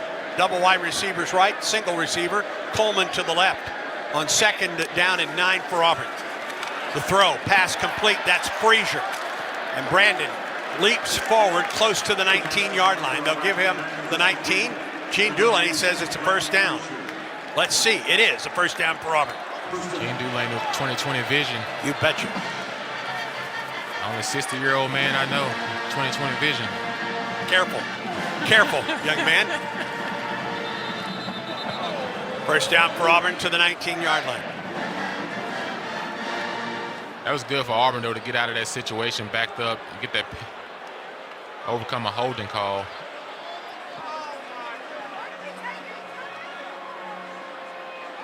And they're going to review, perhaps, the spot, whether it is a first down or not. Replay reviews are brought to you by Auburn's Houston Clinic. Since 1948, the Houston Clinic has been the preeminent leader in both surgical and non-surgical orthopedic sports medicine treatment and solutions. Visit Houston.com, HUGHSTON.com. I don't think there's any question the spot they gave him was good enough for a first down. Yeah, he's going to be half a yard short based off the TV copy. When he leaps, his right elbow comes down just before the initial line of the first down, even though it's, as they say, it's not accurate. The yellow line is not completely accurate. You noticed anything differently from Auburn offensively, in spite of the fact that the Tigers have been deep in the field position? After video review, the runner was down at the 18-yard line, short of the line of game. It will be third down at that spot. So instead of first down for Auburn, it's third down and 1. Auburn's been doing good starting the second half of getting the ball outside. You notice they're using the receivers and the tight end to try to stretch the play. See if Auburn used the Ashton Daniels' legs on this third and short. Auburn 3 of 8 on third down. This is third and 1 from the Auburn 18-yard line. On the night, Jeremiah Cobb, 15 carries for 49 yards, had a 15-yard carry erased. Third and 1 for Auburn from the left hash mark. Send a man in motion out of the backfield, and the quarterback, Daniels, springs forward out to the 29-yard line. They'll give him the 30, and that's an Auburn first down. Yeah, nice blocking right there by the offensive line as well, right? Got great push up front. Ashton Daniels was able to pick the C gap on that play and get inside for a big Auburn first down. Auburn and an extra offensive lineman in there, a blocking back. Too tall Miller. First down for the Tigers at the 30. Auburn trails 10-3, 7.5 minutes to go in the third quarter. Handoff, Cobb tries to stretch it to the outside, tries to cut upfield, and he gets a yard on the play, and that is all across the 30-yard line. Yeah, see if Auburn this time fake the stretch and come back to Cam Coleman one-on-one to the field. Seems like Kentucky's trying to bring an extra man down in the run game, which may give single opportunities outside. McKees Humphrey Grace with the stop for Kentucky. We approach the 7-minute mark of the third quarter. 2nd and 9 for Auburn at the Tiger 31-yard line. Cam Coleman goes wide left, Singleton wide right. Simmons in the slot to the left, and a flag comes in. Number 1 on the offense, 5-yard penalty, second down. Got Singleton, who was right next to the official. Yeah, I think he was trying to reset himself. And so So 2nd and 14 for Auburn. Seems like Auburn kind of does better once they get the first down and they kind of go up tempo. 2nd and 14, back to the 26 for Auburn. From the right hash, Daniels drops to throw out of the gun. Gets forward, 30, 35, 40. First down for Daniels out to the 41-yard line. Yeah, see if Auburn goes up tempo. That's a first down. See if they go up tempo. Gain of 15 yards on that scramble by Ashton Daniels. And Auburn is back to the line of scrimmage. Coleman wide left with single coverage to the Auburn boundary. Daniels drops to throw, looks to the sideline, gets the ball complete to Singleton, who's forced out of bounds, about a yard shy of the first down. Yeah, I would continue to Nasir go up. Addison with the stop. My bad. I would continue to go up tempo because it seems like you get better coverage and you get the ball out of Ashton's hands quickly. It seems like when Kentucky is able to allow themselves to huddle, they gather themselves. 2nd down and 1.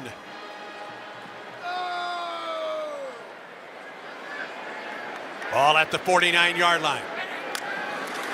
Simmons in motion. Handoff Cobb right up the middle, right up the hash. First down into Kentucky territory to the 44-yard line. First down carry of 7 yards. Cobb's been the only running back tonight, right? Yes, he has. Landon Watson, linebacker, makes the stop for Kentucky. First down for Auburn at the Kentucky 44. Tigers trail 10-3. Clock moving, 5:18 to go in the third quarter. Just inside the right hash mark for Auburn. Cobb the carry. They brought an extra man and Cobb loses a yard.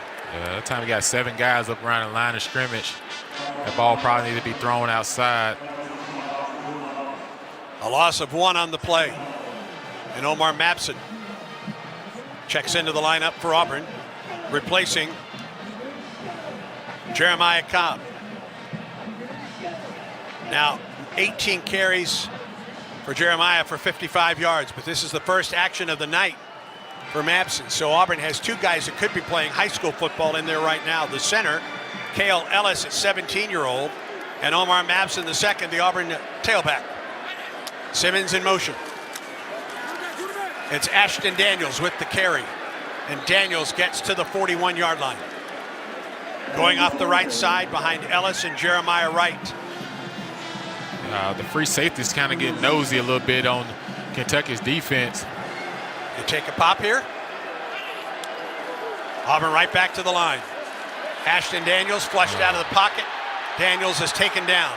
Tried to throw it away at the 49-yard line. Yeah, that's going to make it a loss. Khalil Saunders, senior out of Huntsville, with the stop. It's going to make it 4th down and long. Auburn probably punt this and try to pin Kentucky deep and change the field position. Just got beat right there inside. And he ran him down from behind. And Hudson Cock will try to pin Kentucky deep with Kendrick Law back to take the punt.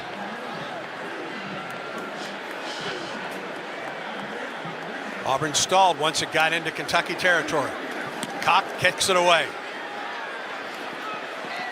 Law with a fair catch and ruled down at the 9-yard line. Kentucky ball, 3:12 to go in the third after a 39-yard field goal by Hudson Cock. The Wildcats lead Auburn 10-3, and this is the Auburn Sports Network. Hey, college football fans! I'd know you'd do anything for a win on game day and an ice-cold Bud Light. Because whether you're tailgating in the parking lot or parked on the couch, sitting on your lucky stool at the bar, or standing in the fan section all game long, the clean, crisp taste of Bud Light turns a win into a win-win. And there's nothing easier to enjoy than that. Bud Light. Easy to drink, easy to enjoy. Enjoy responsibly. Anheuser-Busch Bud Light Beer, St. Louis, Missouri. Looking for more than a degree? At Auburn's Harbert College of Business, we give you the competitive edge that sets you apart. Our programs combine classroom knowledge with practical experience, supported by mentors and career experts who align your education with your goals. It's a personalized approach that builds confidence and creates opportunities. Be ready to lead. Be ready to innovate. Harbert College of Business, inspiring business. Learn more at harbert.auburn.edu. The fans are out today, Gabe. That's right, Andy. Big games mean bigger tailgates. Check out that Ford F-150 truck, a championship caliber performance. Flawless execution, Andy. Smart, powerful, and with available Pro Power on board, F-150 just took this tailgate over the top. Work or play, it's always game on with a Ford F-150 truck. For the latest offers on the official truck of the Auburn Tigers, see your local Ford dealer today. See owner's manual for important operating instructions. No one gets you closer to the game than Sirius XM College Sports Radio. For the win! Got it! Let's go! Tune in for news, talk, and analysis from the offseason through regular season and into the postseason. We've got your team covered anywhere you go. Deep to center field! Oh, it's gone! Get a free trial at SiriusXM.com/College Sports Radio 2025.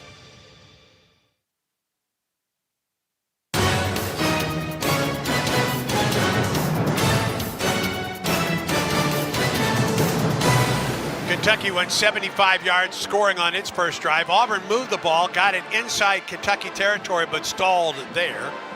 And with 3:12 to go in the third quarter, the Wildcats lead Auburn 10-3. And Kentucky has first down from its own 9. Yeah, we said it early in the ball game, right before the first half, right? Need to get a turnover. Maybe this is another time for the Auburn defense. Got the Kentucky offense pinned deep. See if Auburn is able to put some pressure on the young quarterback and force a turnover in their own territory. From the 9, first down for Cutter Boley and the Kentucky offense. Turns and hands it to McGowan. McGowan for a yard to the 10.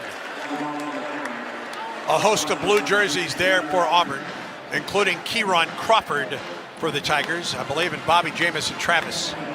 The Auburn defense, if you're able to hold Kentucky here and having to punt the ball, they have to give you great field position for your offense as well. But if I'm the defense, I'm turning up the tempo, Andy, and I'm trying to go after them while we're pin deep and see if we can force something bad to happen. Second down and a long 8 for Kentucky. They gave him the 11-yard line on that play. Boley to throw across the middle. Pass is complete. Number 22, Cameron Miller on the slant route for a first down. Yeah, Cameron Miller on the inside. K.N. Lee in coverage. Beat him on inside leverage on the slant route. With an accurate throw by Boley for a gain of 13. 2:15 and counting to go in the third. Cats lead Auburn 10-3. Out to the 23-yard line, first down for UK. Out of the pistol. Boley looks to the sideline, just inside the left hash mark.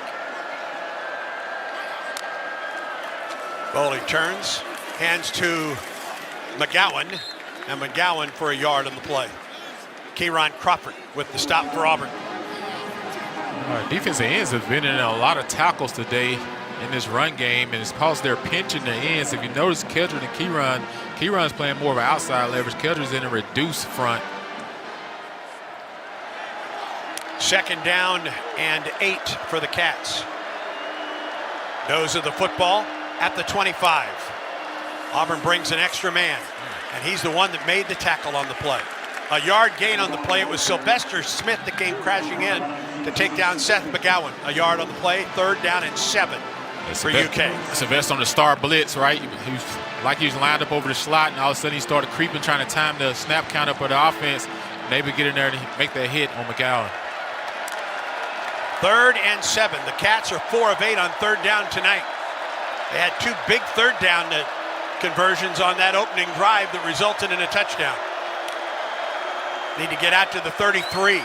Boley with time, throws, pass, caught. Close to the first down for Hartley Gilmore, the 4th. And that is a first down for UK. Boley sat in the pocket on that play and let his receiver get the depth of the route, able to come back on a curl route for a pitch and catch. Caught it in front of Jay Crawford, a first down for the Cats at the 33.5. Dowdell with the carry. He gets 5-6 yards on the play. Probably the last play of the third quarter. Jay Hardy with the stop for Auburn. Final 10 seconds of the third quarter play. And Kentucky dominated the third quarter tonight. The only score, a Kentucky touchdown drive. The end of 3 at Jordan-Hare Stadium. Our score, Kentucky 10, Auburn 3. Auburn University isn't just home to the best athletics program in the nation, it's also home to the best student-centered engineering experience in America. It's not just a slogan, it's a promise. Find your future at the Samuel Ginn College of Engineering. Visit eng.auburn.edu. We go to the fourth quarter. The Cats lead Auburn 10-3, and Auburn football continues in a moment. When we say we're an everything school, we mean it. Auburn University isn't just home to the best athletics program in the nation, it's also home to the best student-centered engineering experience in America. And that's not just a slogan, it's a promise. The Samuel Ginn College of Engineering ranks as the top engineering college in the state of Alabama, while also ranking as one of the best public engineering colleges in the nation. Tomorrow's leaders, innovators, and world changers begin at the Ginn College of Engineering. Visit today, eng.auburn.edu. Families all across Alabama rely on natural gas from Spire to cook food and warm water, even when the power's out. Because let's face it, weather is unpredictable. Your energy shouldn't be. And now, when you switch to natural gas, you can save up to $800 with rebates from Spire. Find more information about savings and financing at spireenergy.com/War Eagle.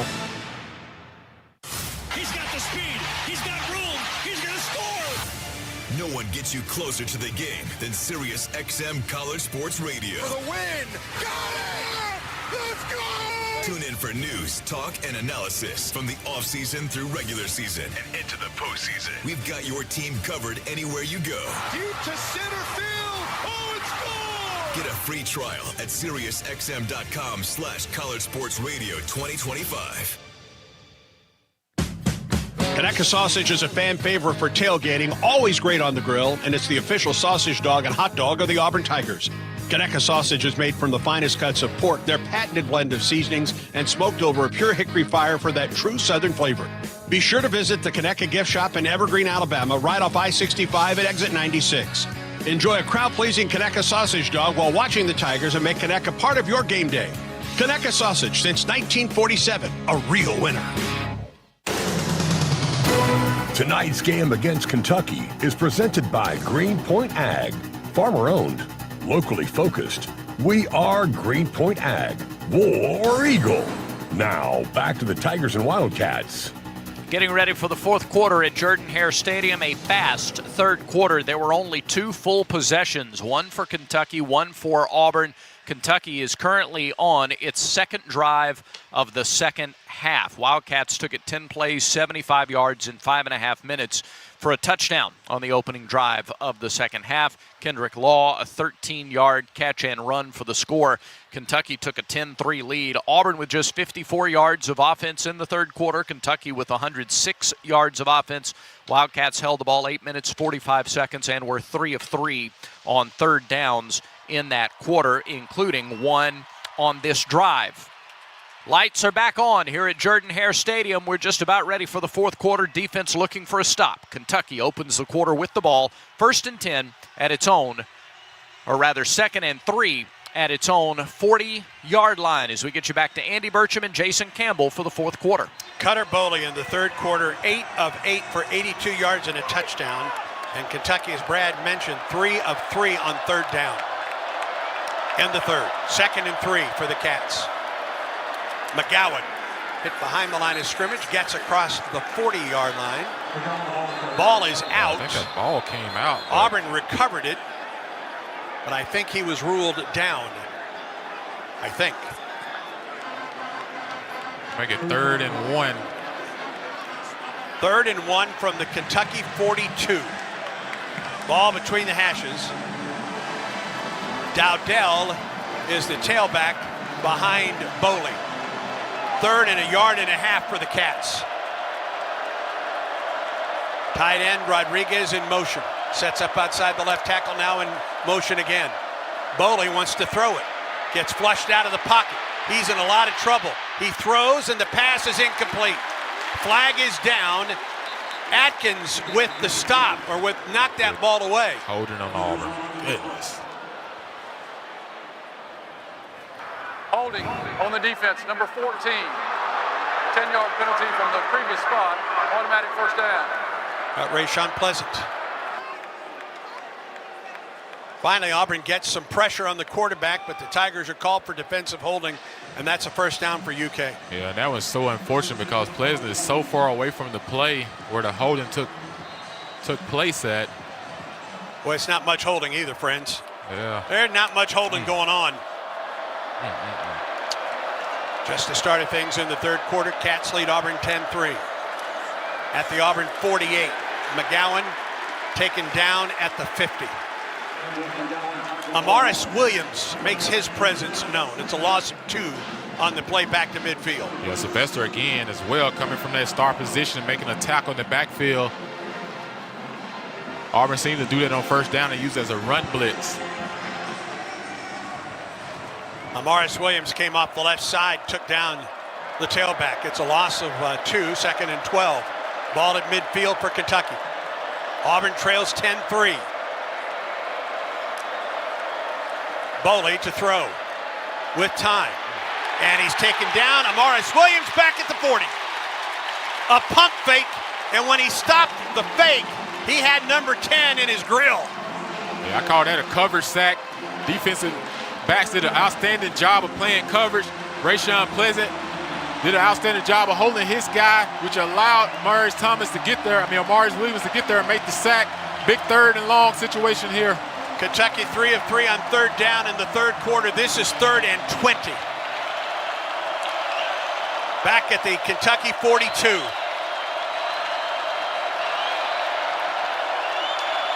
Play clock at 4. Play clock at 1. They get the play off. Boley across the middle. Pass is complete to Law to the Auburn 46-yard line where he's driven backwards. Yeah, this is kind of in no man's territory, right? If you're Kentucky, do you decide to go for it here on 4th down? New boy Fagans was there to make the stop for Auburn. 4th and 7 after a 13-yard gain, and Kentucky will send the punt unit out. Auburn's also got to be ready for the fake. Indeed. Simmons drops back. Well, again, looks like Auburn's going to open up deep in its own territory. It's been there all night long. LaRosse will try to pin Auburn deep. And he punts it away. Fair catch called for by Simmons back at the 8 as we pause 10 seconds for station identification on the Auburn Sports Network.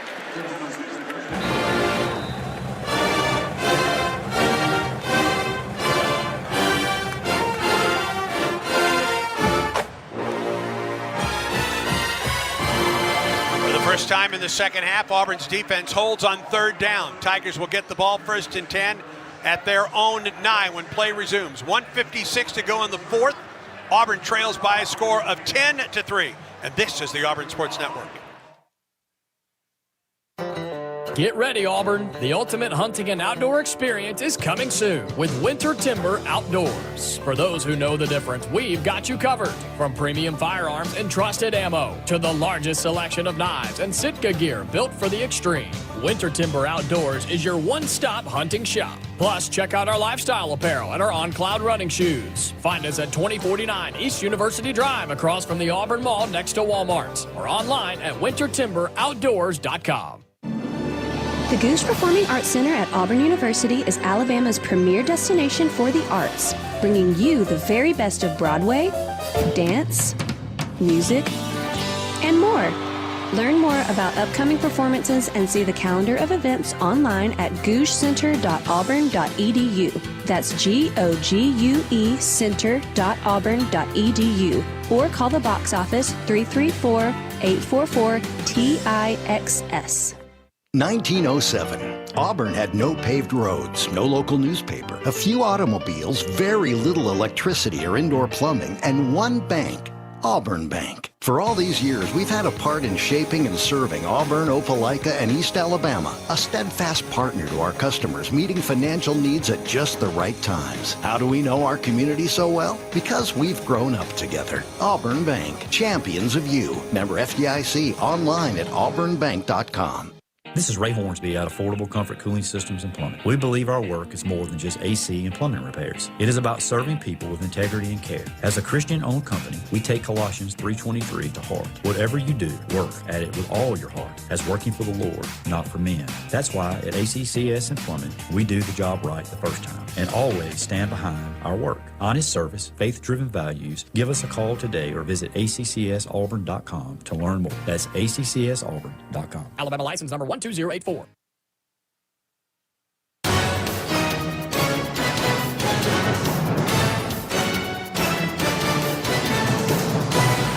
As Auburn opens first and 10 at its own 9, trailing 10-3, 11:56 in the fourth. Jackson Arnold moves in for Auburn at quarterback. 131 of 207 on the season, 1,263 yards, 6 touchdowns and 2 interceptions. And he makes his debut as once again Auburn opens up inside the 10. This is the fourth drive that Auburn's opened up inside the 10. It's 7th opening up inside the 20 tonight. They've been backed up a lot tonight. First down for Auburn from the 9. Arnold, the quarterback, from the left hash mark. Hands the ball to Jeremiah Cobb. Bounces to the outside. Jeremiah Cobb 20, 25 and out of bounds at the 26. That helps get you off the goal line, doesn't it? 17 yards and a first down for Jeremiah Cobb, who got up rather gingerly on the sideline. Great run, great decisive run by Jeremiah Cobb as well to bounce that and immediately see the hole and go for it. Omar Mabson now in at tailback for Auburn. First down out to the 27. Arnold drops to throw. Looks and he throws it to the far sideline. Pass is complete. Cam Coleman near the 30-yard line. A 3-yard gain for Coleman and the Auburn offense. Yeah, you see Auburn offense trying to go a little bit more up-tempo. How many more possessions you'll have? 2nd and 7 from the 30. Snap to Arnold out of the gun. Looks up the field, throws it to Mabson. He's at the 40. And Omar Mabson, the Auburn freshman, out to the 42-yard line and an Auburn first down. 12 yards and a first down to the 5'9" freshman out of Auburn, Alabama. Yeah, I would just continue to go no huddle. I would not huddle. Kentucky uses up a lot of clock with the way they run their offense. Mabson stays in the ball game as Auburn scrimmages. First down from the Tiger 42. From the left hash mark. Mabson will carry it, makes the first man miss, dives forward. He gets to the 46-yard line. A 4-yard gain for Omar Mabson. 2nd and 6 for Auburn. Right back to the line of scrimmage. Tempo has been to Auburn's advantage on this drive. The snap. Arnold in the pocket. Down he goes. Back at the 38. He had no shot. Got to be more solid up front. Understand that you're in a passing situation. Alex Safari Jr., their outstanding linebacker out of Cincinnati with the stop. Got to be ready for the twist and the bulldozers. 5th sack of the night for Kentucky. Under 10 minutes to go in the 4th quarter. Auburn trails Kentucky 10-3. Auburn back to the 38. 3rd down and 14 for the Tigers. Arnold on the hash mark. Gets some pressure. Tries to bounce it to the outside. He gets back to the line of scrimmage, and that is all. Yeah, we're getting beat up front pretty bad tonight. It's not a lot that Kentucky's doing. They're not bringing blitzes or extra people. We're just getting beat with a front 4 right now up front. They're just caving the pocket in. And with 9:20 and counting to go, Auburn will punt it away. Trailing 10-3.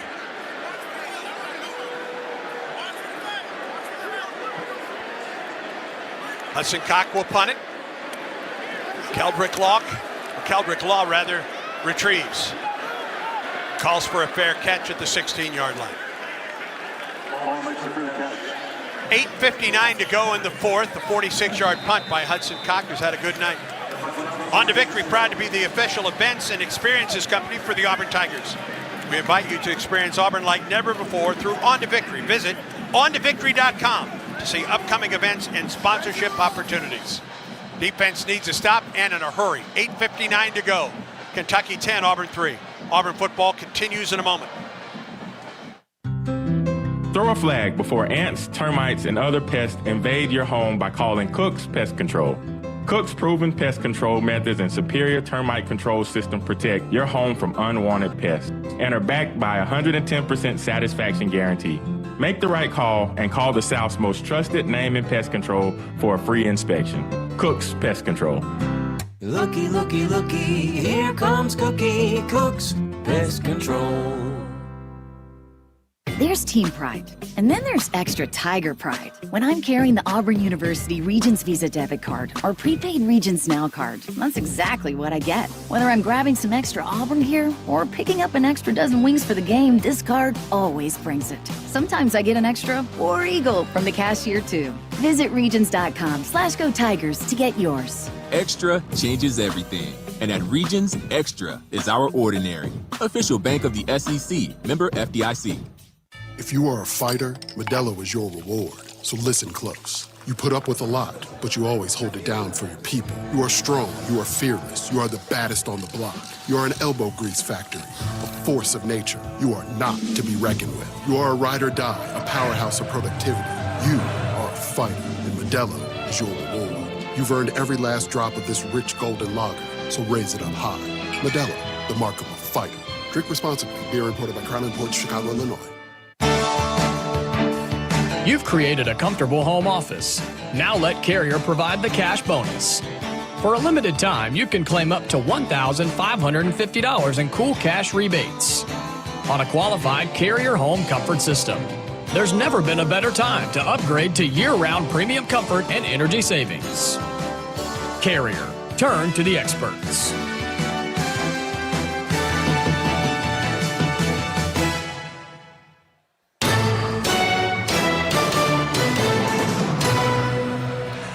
.59 to go in the fourth. Kentucky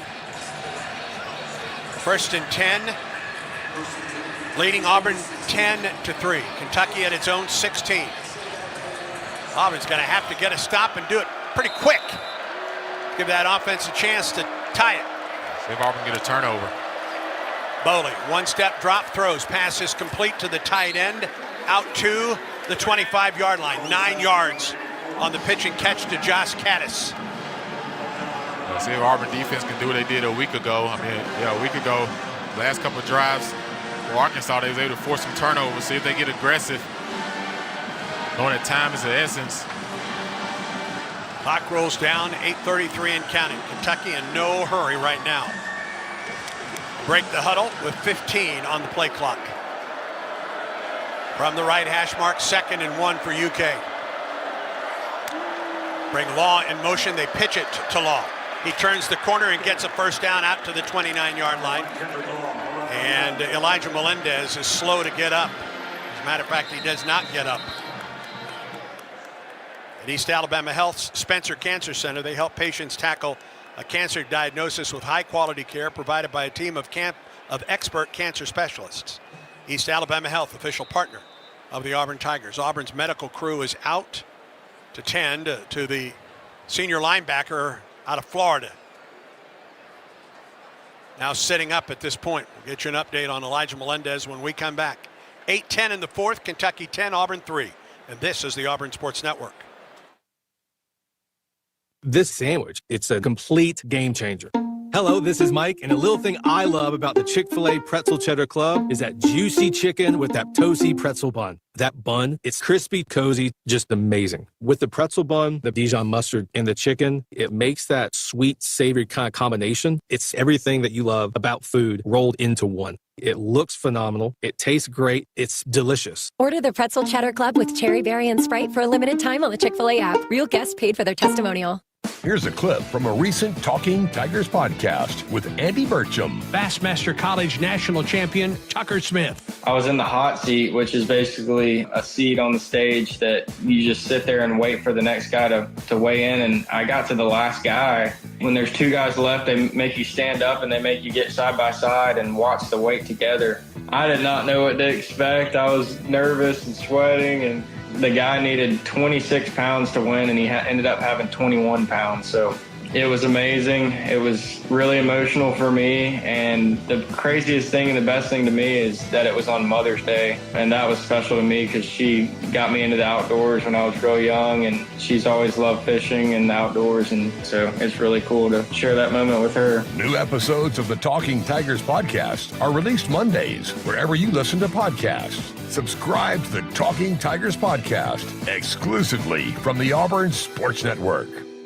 Hey, Auburn fans, if you're a nursing mother, wounded veteran, special needs family, or caring for an elderly loved one, Snazzy is here to support you. This season, snag free parking passes for select families at Jordan-Hare Stadium. Plus, Snazzy gives away a VIP package every home game.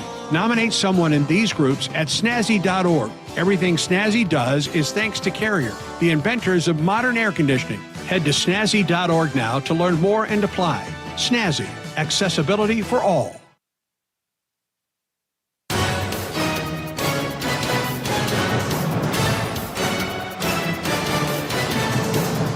First down for Kentucky, and it's 30. Cats lead Auburn 10-3 with 8:10 to go. We send it downstairs. Ronnie Brown, a Cook's Pest Control sideline report.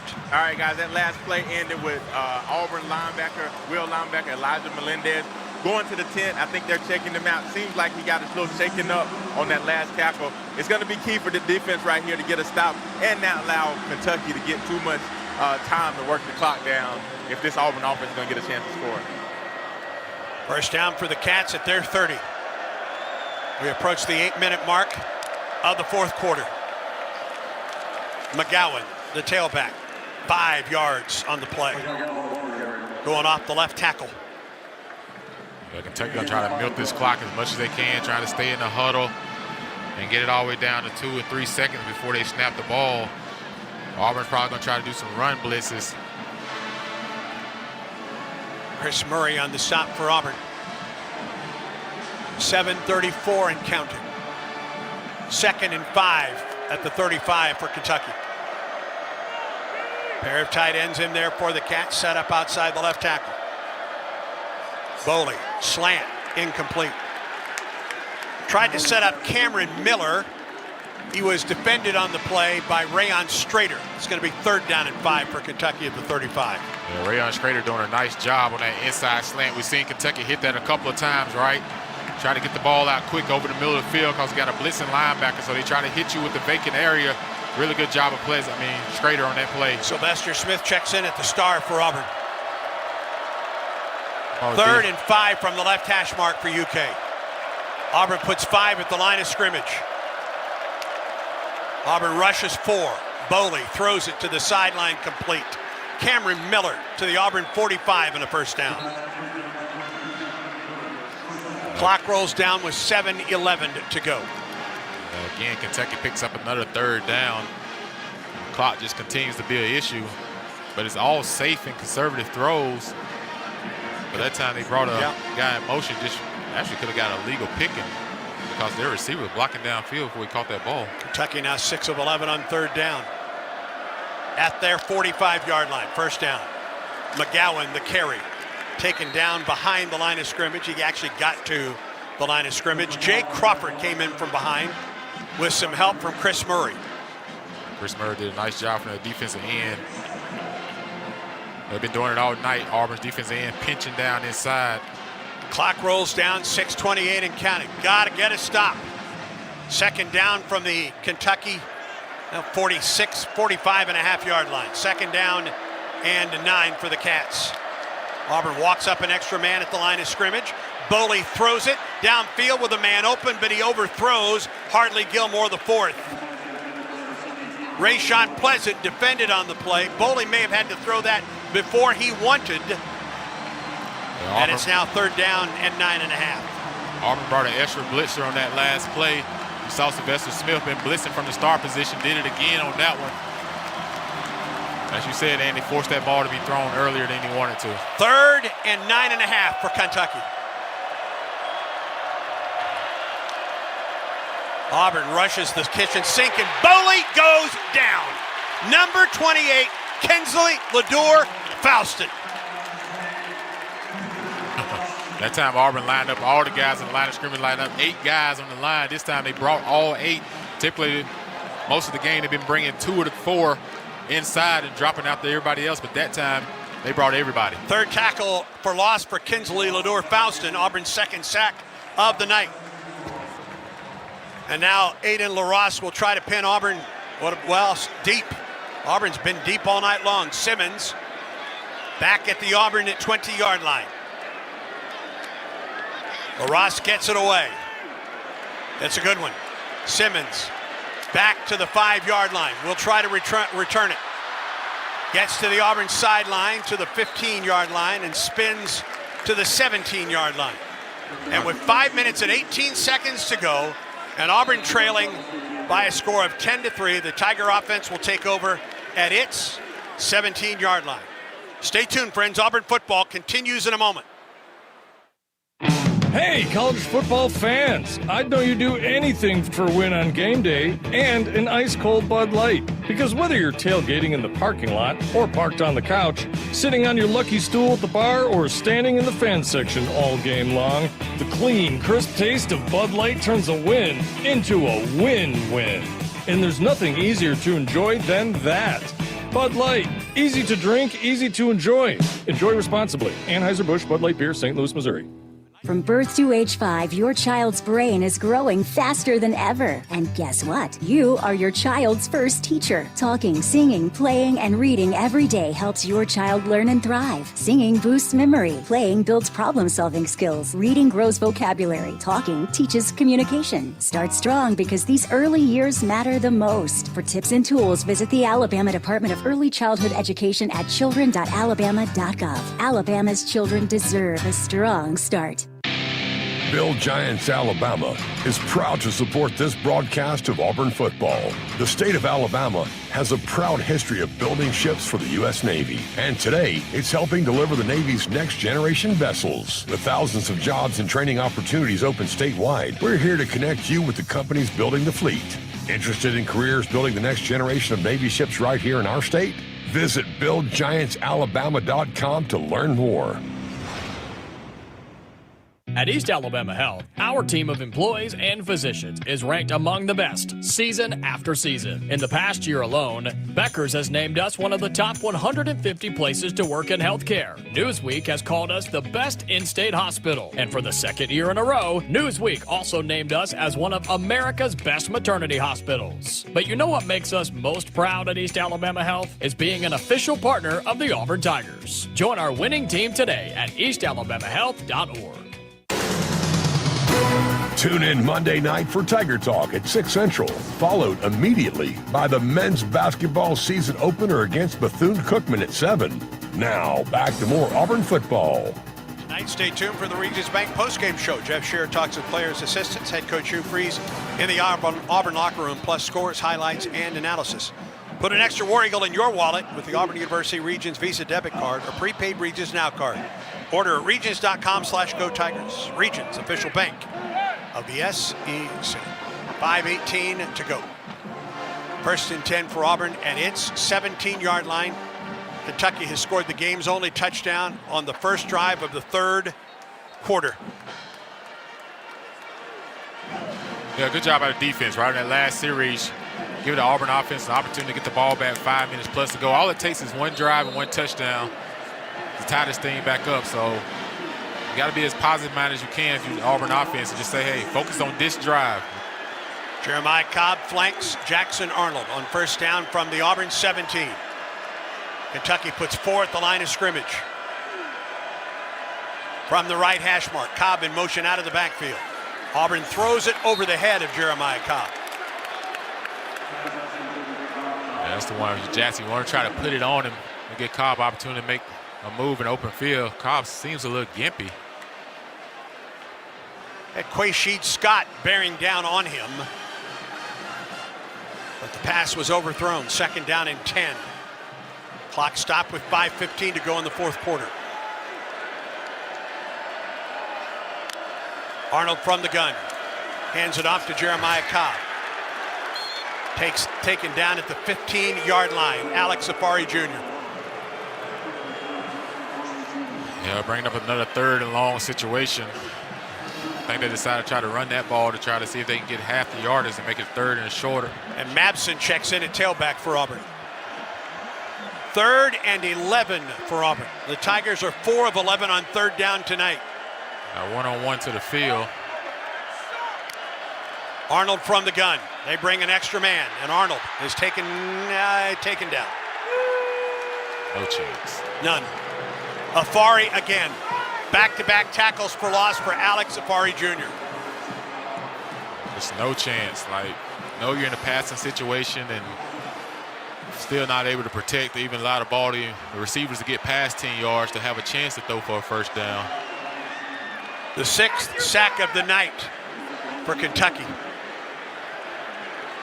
And Auburn a 3-and-out when they really cannot afford a 3-and-out. Right. Hudson Cock will punt it away. He is 5 yards deep in the end zone. And he boots it away. End over end punt. And we go to Brad Law with a check of the Yellowwood scoreboard. All right, Andy, thank you. Georgia Tech trying to come from behind at NC State. Yellow Jackets, though, on the ropes, undefeated record on the line. NC State with an 11-point lead and 9.5 minutes to go, 41-30. 7th-ranked Ole Miss pulling away from South Carolina in Oxford. It's 30-14 Rebels with 2 minutes to go. And Tennessee has taken the lead against Oklahoma, 17-16, midway through the third quarter in Knoxville. That's a Yellowwood scoreboard, Andy. Back to you. All right, on the punt, the 36-yard punt from Hudson Cock. Kentucky was called for a hold. Back them up 10 more. Yep, back them up 10 more yards. 3:52 to go. At this point, your only chance, you got to get 3 and out, no doubt, right? But if you can force a turnover, and it can happen with this defense. Kentucky backed up to its 38-yard line. Both teams have their full complement of timeouts and the 2-minute timeout. But only 3:52 to go in the fourth quarter. Auburn's offense just has not moved the ball at all for most of the night. Yeah, we've just been beat up front completely all throughout the night. Just not able to pick up T stunts and just getting kind of bulldozed to the quarterback. I hate to say it, you're right, Jason. It may take a turnover here by the defense to give Auburn a shot. Yeah, the quarterback's not having much time for the ball to get past 10 yards. Boley on the night, 18 of 27, 161 yards and a touchdown. McGowan to his left on first down. The handoff to McGowan. And McGowan taken down at the 42-yard line. He got 4 yards in the play. As the clock rolls down. Helmet came off. I think that was Dallas Walker, the former Kentucky. Clock stopped right now rolling down with 3:41 to go. Kentucky can take its time to snap this one. It'll be close to the 3-minute mark if they choose to. Yeah, I thought they may just try to huddle, but they're already underneath the center. It's a long time for your offensive line to sit in that stance. Well, Boley right now near the center. They're probably just going to take a timeout. They'll take it all the way down and end up taking a timeout because I don't think they got a play call in. He gets under the center, brings a man in motion. Boley turns. He rolls. He's in some trouble. He throws. That may have been deflected. And it's picked off. Picked off by New Boy Fagans. He's back to near the 50-yard line, on his feet to the 49. Ball is loose. Then he fumbled. Ball is loose. Kentucky says it has it. Oh, my goodness. Get the interception. She got to hold on. We wait for the call. By Auburn. During return, fumbled the ball. The ball was recovered by Kentucky.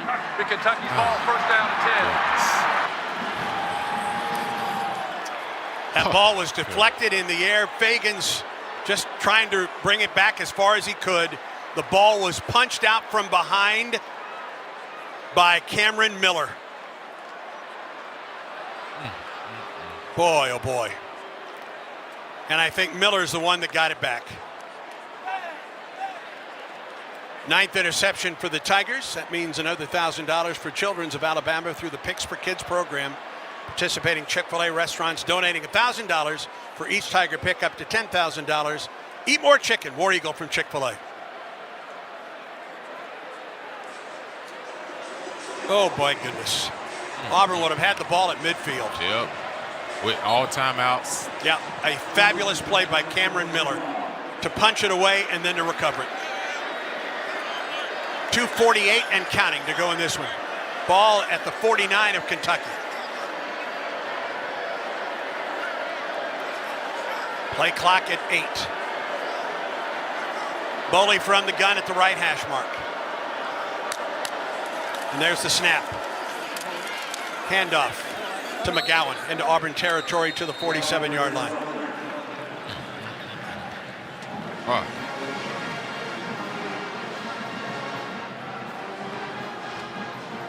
Get the turnovers, trying to make a play, and Auburn uses a timeout. Miller stops the clock with 2:27 to go. Still the 2-minute timeout.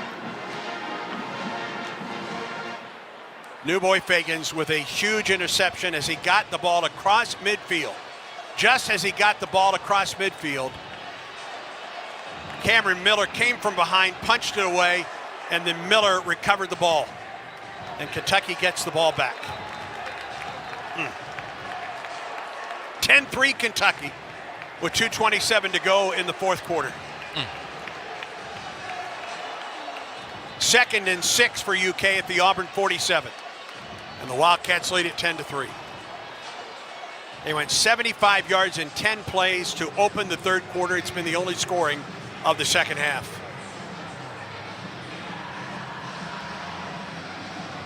Clock stopped after the Auburn timeout with 2:27 to go. Still have the 2-minute timeout, and Auburn still has 2 timeouts remaining. From the Auburn 47, 2nd and 6, McGowan hit at the line. He got a yard or 2, gets to the 45-yard line. It's going to bring up 3rd down, and let's call it 4 for Kentucky. And Auburn uses another timeout to stop the clock with 2:23 to go.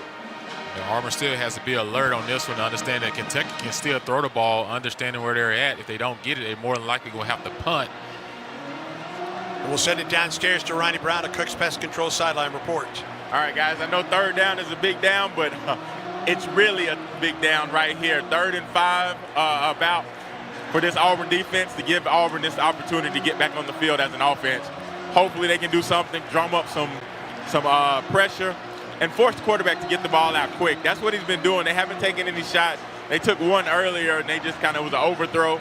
Everything's been pretty much to the sticks, Jason. And so explain the mindset of what these guys have been thinking and what you would do if you were Auburn's defense in this situation. Well, the one thing Kentucky's probably going to do is try to sprint the quarterback out on the sprint pass, get him away from the inside pressure, right? And then all of a sudden, if he gets a guy wide open outside, throw it. But if not, then they tell him to keep the ball and get tackled or slide and make Auburn use their last time out and try to punt us and pin us deep. 3rd and 4 from the middle of the field at the Auburn 45 for Kentucky. UK 50% on 3rd down tonight at 6 of 12. Boley drops to throw up the sideline, incomplete. That helped us. Sure did. Threw it behind Hartley Gilmore, the 4th, and it stops the clock with 2:19. Auburn doesn't have to use a timeout. Now what does Kentucky do on 4th and 4? Looks like they will send the punt unit out. I'm not understanding that. If I'm in that situation, I'm going to probably sprint my quarterback and see if I can get a sprint pass and get caught up in a switch concept with my receivers. And if nothing's there, then I'm going to tell the quarterback to hold on to the ball and force the opposing team to force a timeout. That's a big break for Auburn. Do you think about coming after this punt? You almost have to. You almost have to. Remember, it's 4th and 4. If you jump offside, you give them the ball. There's the snap. He gets the punt away. Simmons, a fair catch at the 9-yard line.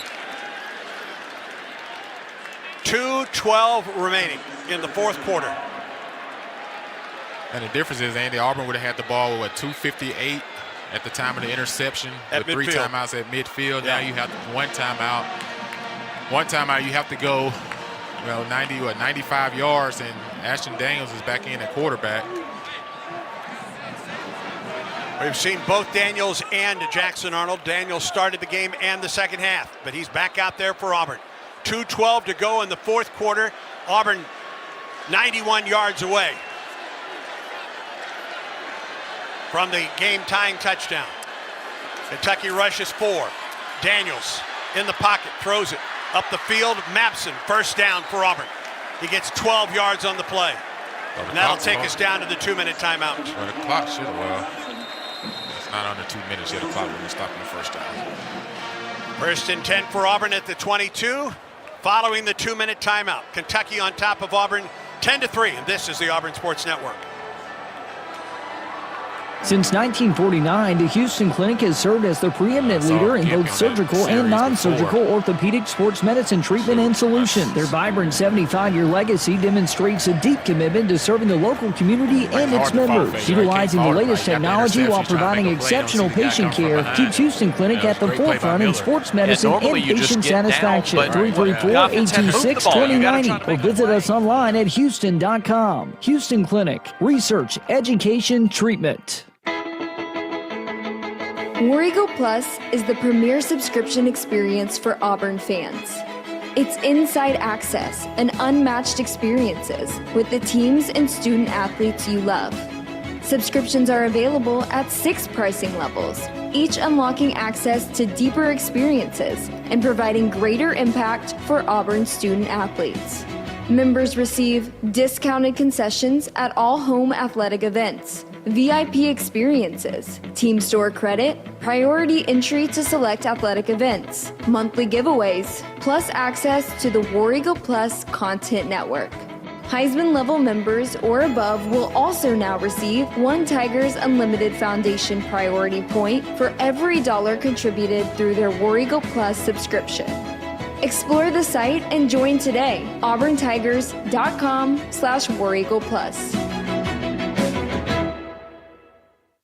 Hey, college football fans! I'd know you do anything for a win on game day and an ice-cold Bud Light. Because whether you're tailgating in the parking lot or parked on the couch, sitting on your lucky stool at the bar, or standing in the fan section all game long, the clean, crisp taste of Bud Light turns a win into a win-win. And there's nothing easier to enjoy than that. Bud Light. Easy to drink, easy to enjoy. Enjoy responsibly. Anheuser-Busch Bud Light Beer, St. Louis, Missouri.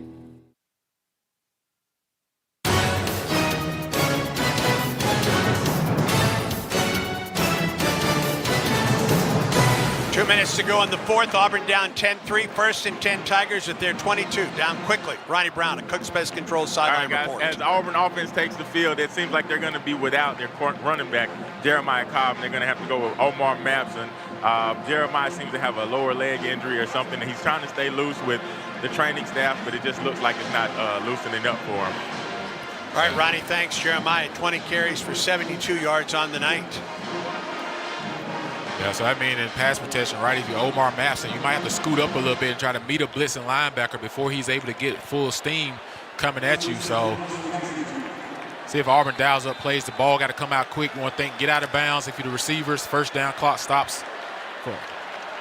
Thompson and Singleton wide right, Coleman wide left for Auburn. First and 10 from the 22. Daniels flushed out of the pocket, throws it off the back foot and throws it out of bounds. Eric Singleton was the closest one there, but Daniels just threw that one away. Yeah, he had to avoid a sack. Again, immediate pressure in passing situations. A minute 55 to go in the fourth. Second and 10 for Auburn at the 22. Mapson flanks Daniels to his left. Ball between the hashes. Kentucky brings 4. Daniels looks and he throws. There's a slant route to Thompson. Shy of the first down by about 2 yards. Auburn got to get lined up. It's 3rd and 3. A minute 42 and counting on third down and a long 2 for the Tigers. Daniels hands the ball to Mapson. He's got a first down out to the 37-yard line. Clock will stop until everybody gets set, then the whistle blows. So Auburn offense, you got to be set, ready to go. First down for Auburn at the Tiger 36, 10-3 Kentucky, minute 27 to go. Daniels pressured, throws off the back foot, throws passes complete to Thompson at the 39-yard line. We got to do a better job of picking up the stunt on the right side of the offensive line. All they're doing is just bringing a T-stunt. Just slide out if you're the right tackle, then the guard. You just stay on the guy, wait for the guy to inside.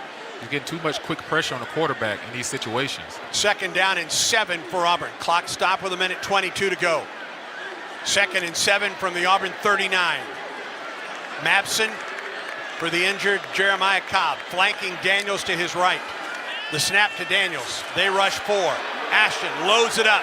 Downfield, intended for Singleton.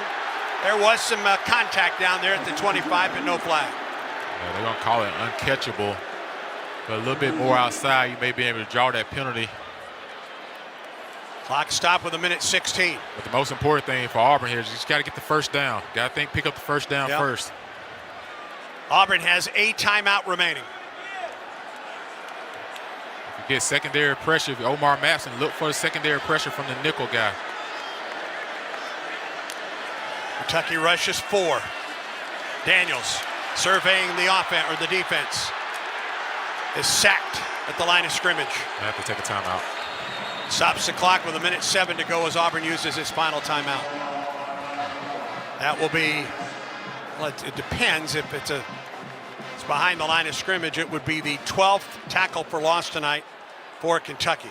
Yeah, that time you watch the Kentucky defense, every route was at the sticks, and Kentucky defense never got out of their backward stance, in a backward stance, because they know Auburn's got to get to the sticks to get the first down. Yeah. It wasn't a tackle for loss. Auburn got 4 yards in the play. It's 4th down and 6 now. 4th and 6 at the 40, and Auburn is out of timeouts with 1:07 to go in the 4th quarter. Down 10-3. My bad. Sometimes in these situations, Kentucky may try to drop off a little bit, and your running back will be open right over the ball for an easy first down catch. Don't forget about your running back in this situation. That running back is Omar Mapson, the freshman from Auburn High. Now, if they bring pressure, Omar Mapson got to be ready to look for secondary pressure, whether it's from the nickel guy or the safety coming down weak side. Cam Coleman goes wide left. Ball in the middle of the field. This is 4th and 6 for the Tigers. Kentucky with 5 at the line of scrimmage. They rush 5. Daniels got to get rid of it. Does. Pass complete. First down. Cam Coleman just got enough for the Auburn first down. Yeah, good job of Cam pushing his route to depth. Clock rolling.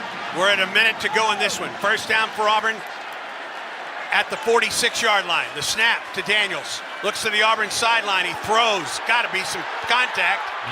My goodness gracious. Perry Thompson had a defender on his back. It was Hardaway.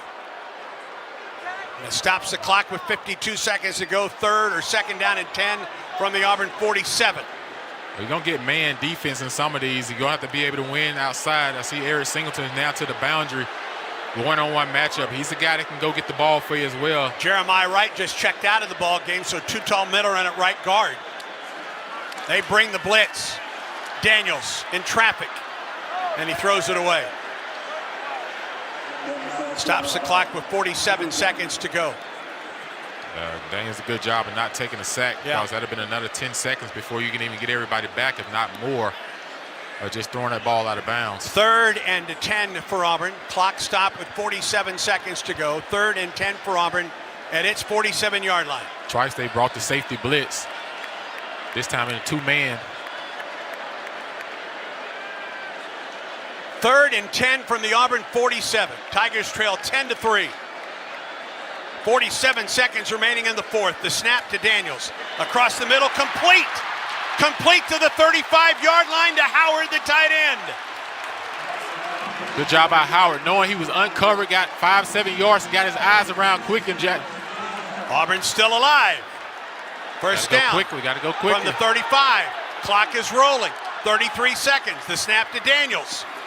In the pocket. Too much time. Too much time. Rolls to his right. He looks and he throws. Incomplete. 25 seconds to go. The pass intended for Singleton. 2nd and 10 from the Kentucky 35-yard line.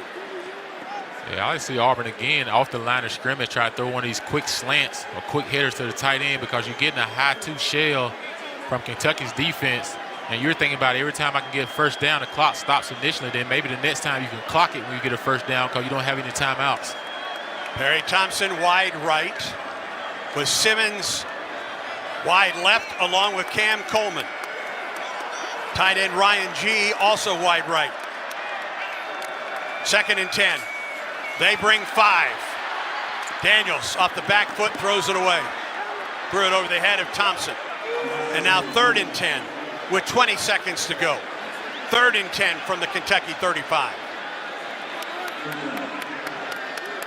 They're getting a high two shell right now. You might think middle field, or if you can get beyond the sticks, then the clock will stop once you get the first down and you can clock the next play. Ball at the right hash. 20 seconds remaining. 3rd and 10 for Auburn at the Kentucky 35.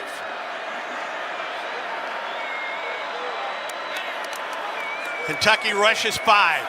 Daniels sacked back at the 45-yard line. Auburn can't stop the clock. Gotta go quickly. Got to get right back to the line of scrimmage and hustle, because you've got to get a play off. Could be the final play of the ball game. 4th down for Auburn back at the 45. The snap. Got to go to the end zone. Daniels throws it to the end zone, and it's picked off, and Kentucky wins the ball game.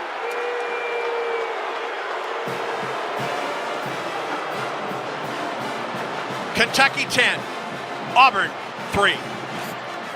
Stay tuned, Auburn football continues in a moment. What a matchup we've got, folks. Just nonstop action. The energy is electric and the fans are all in. An intense game like this calls for a Coca-Cola. Ah, crisp and refreshing. That's a game changer. Yeah, that taste scores every time. And just like that, they're back at it. Passionate fans and an ice-cold Coca-Cola. Now that's a winning combo. No matter the team, no matter the sport, everyone knows fan work is thirsty work. Enjoy a Coca-Cola. Yellowwood knows that a 5-star backyard is the place to make lasting memories. Like cookouts.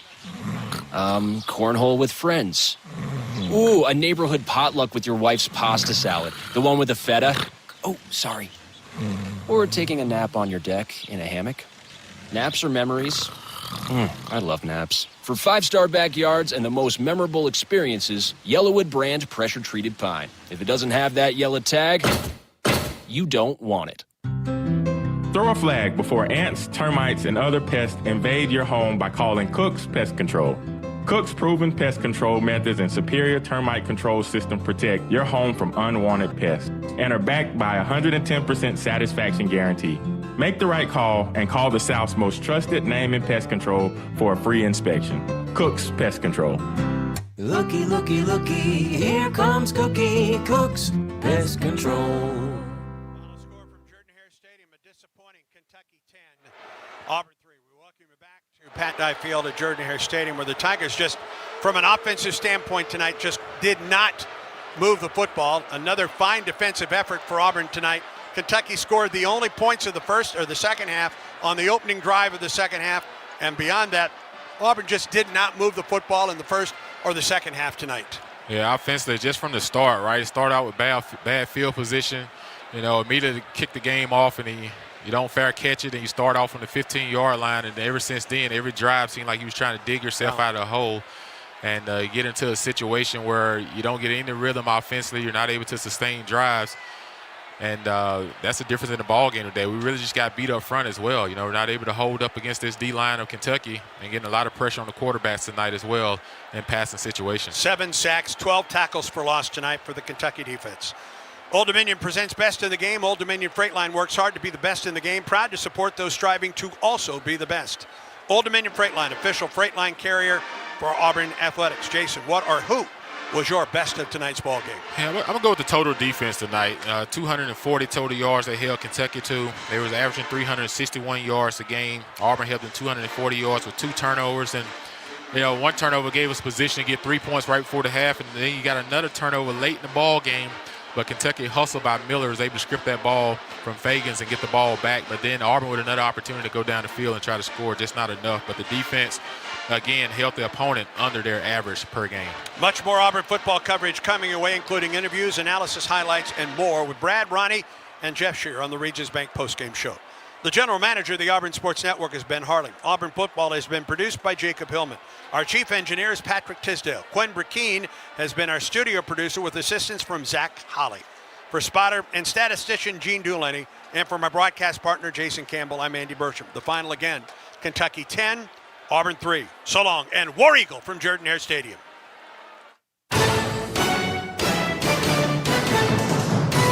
Exclusive play-by-play coverage of Auburn football has been brought to you by Cook's Pest Control, the South's most trusted name in pest control, and proud sponsor of the Auburn Tigers. East Alabama Health, by Chick-fil-A. Eat more chicken and War Eagle with Chick-fil-A. The Raymond J. Harbert College of Business. Your competitive edge starts here. Visit harbert.auburn.edu. By Bud Light, proud sponsor of Auburn Athletics. Easy to drink, easy to enjoy. Alabama Power, proud supporter of the Auburn Tigers. Old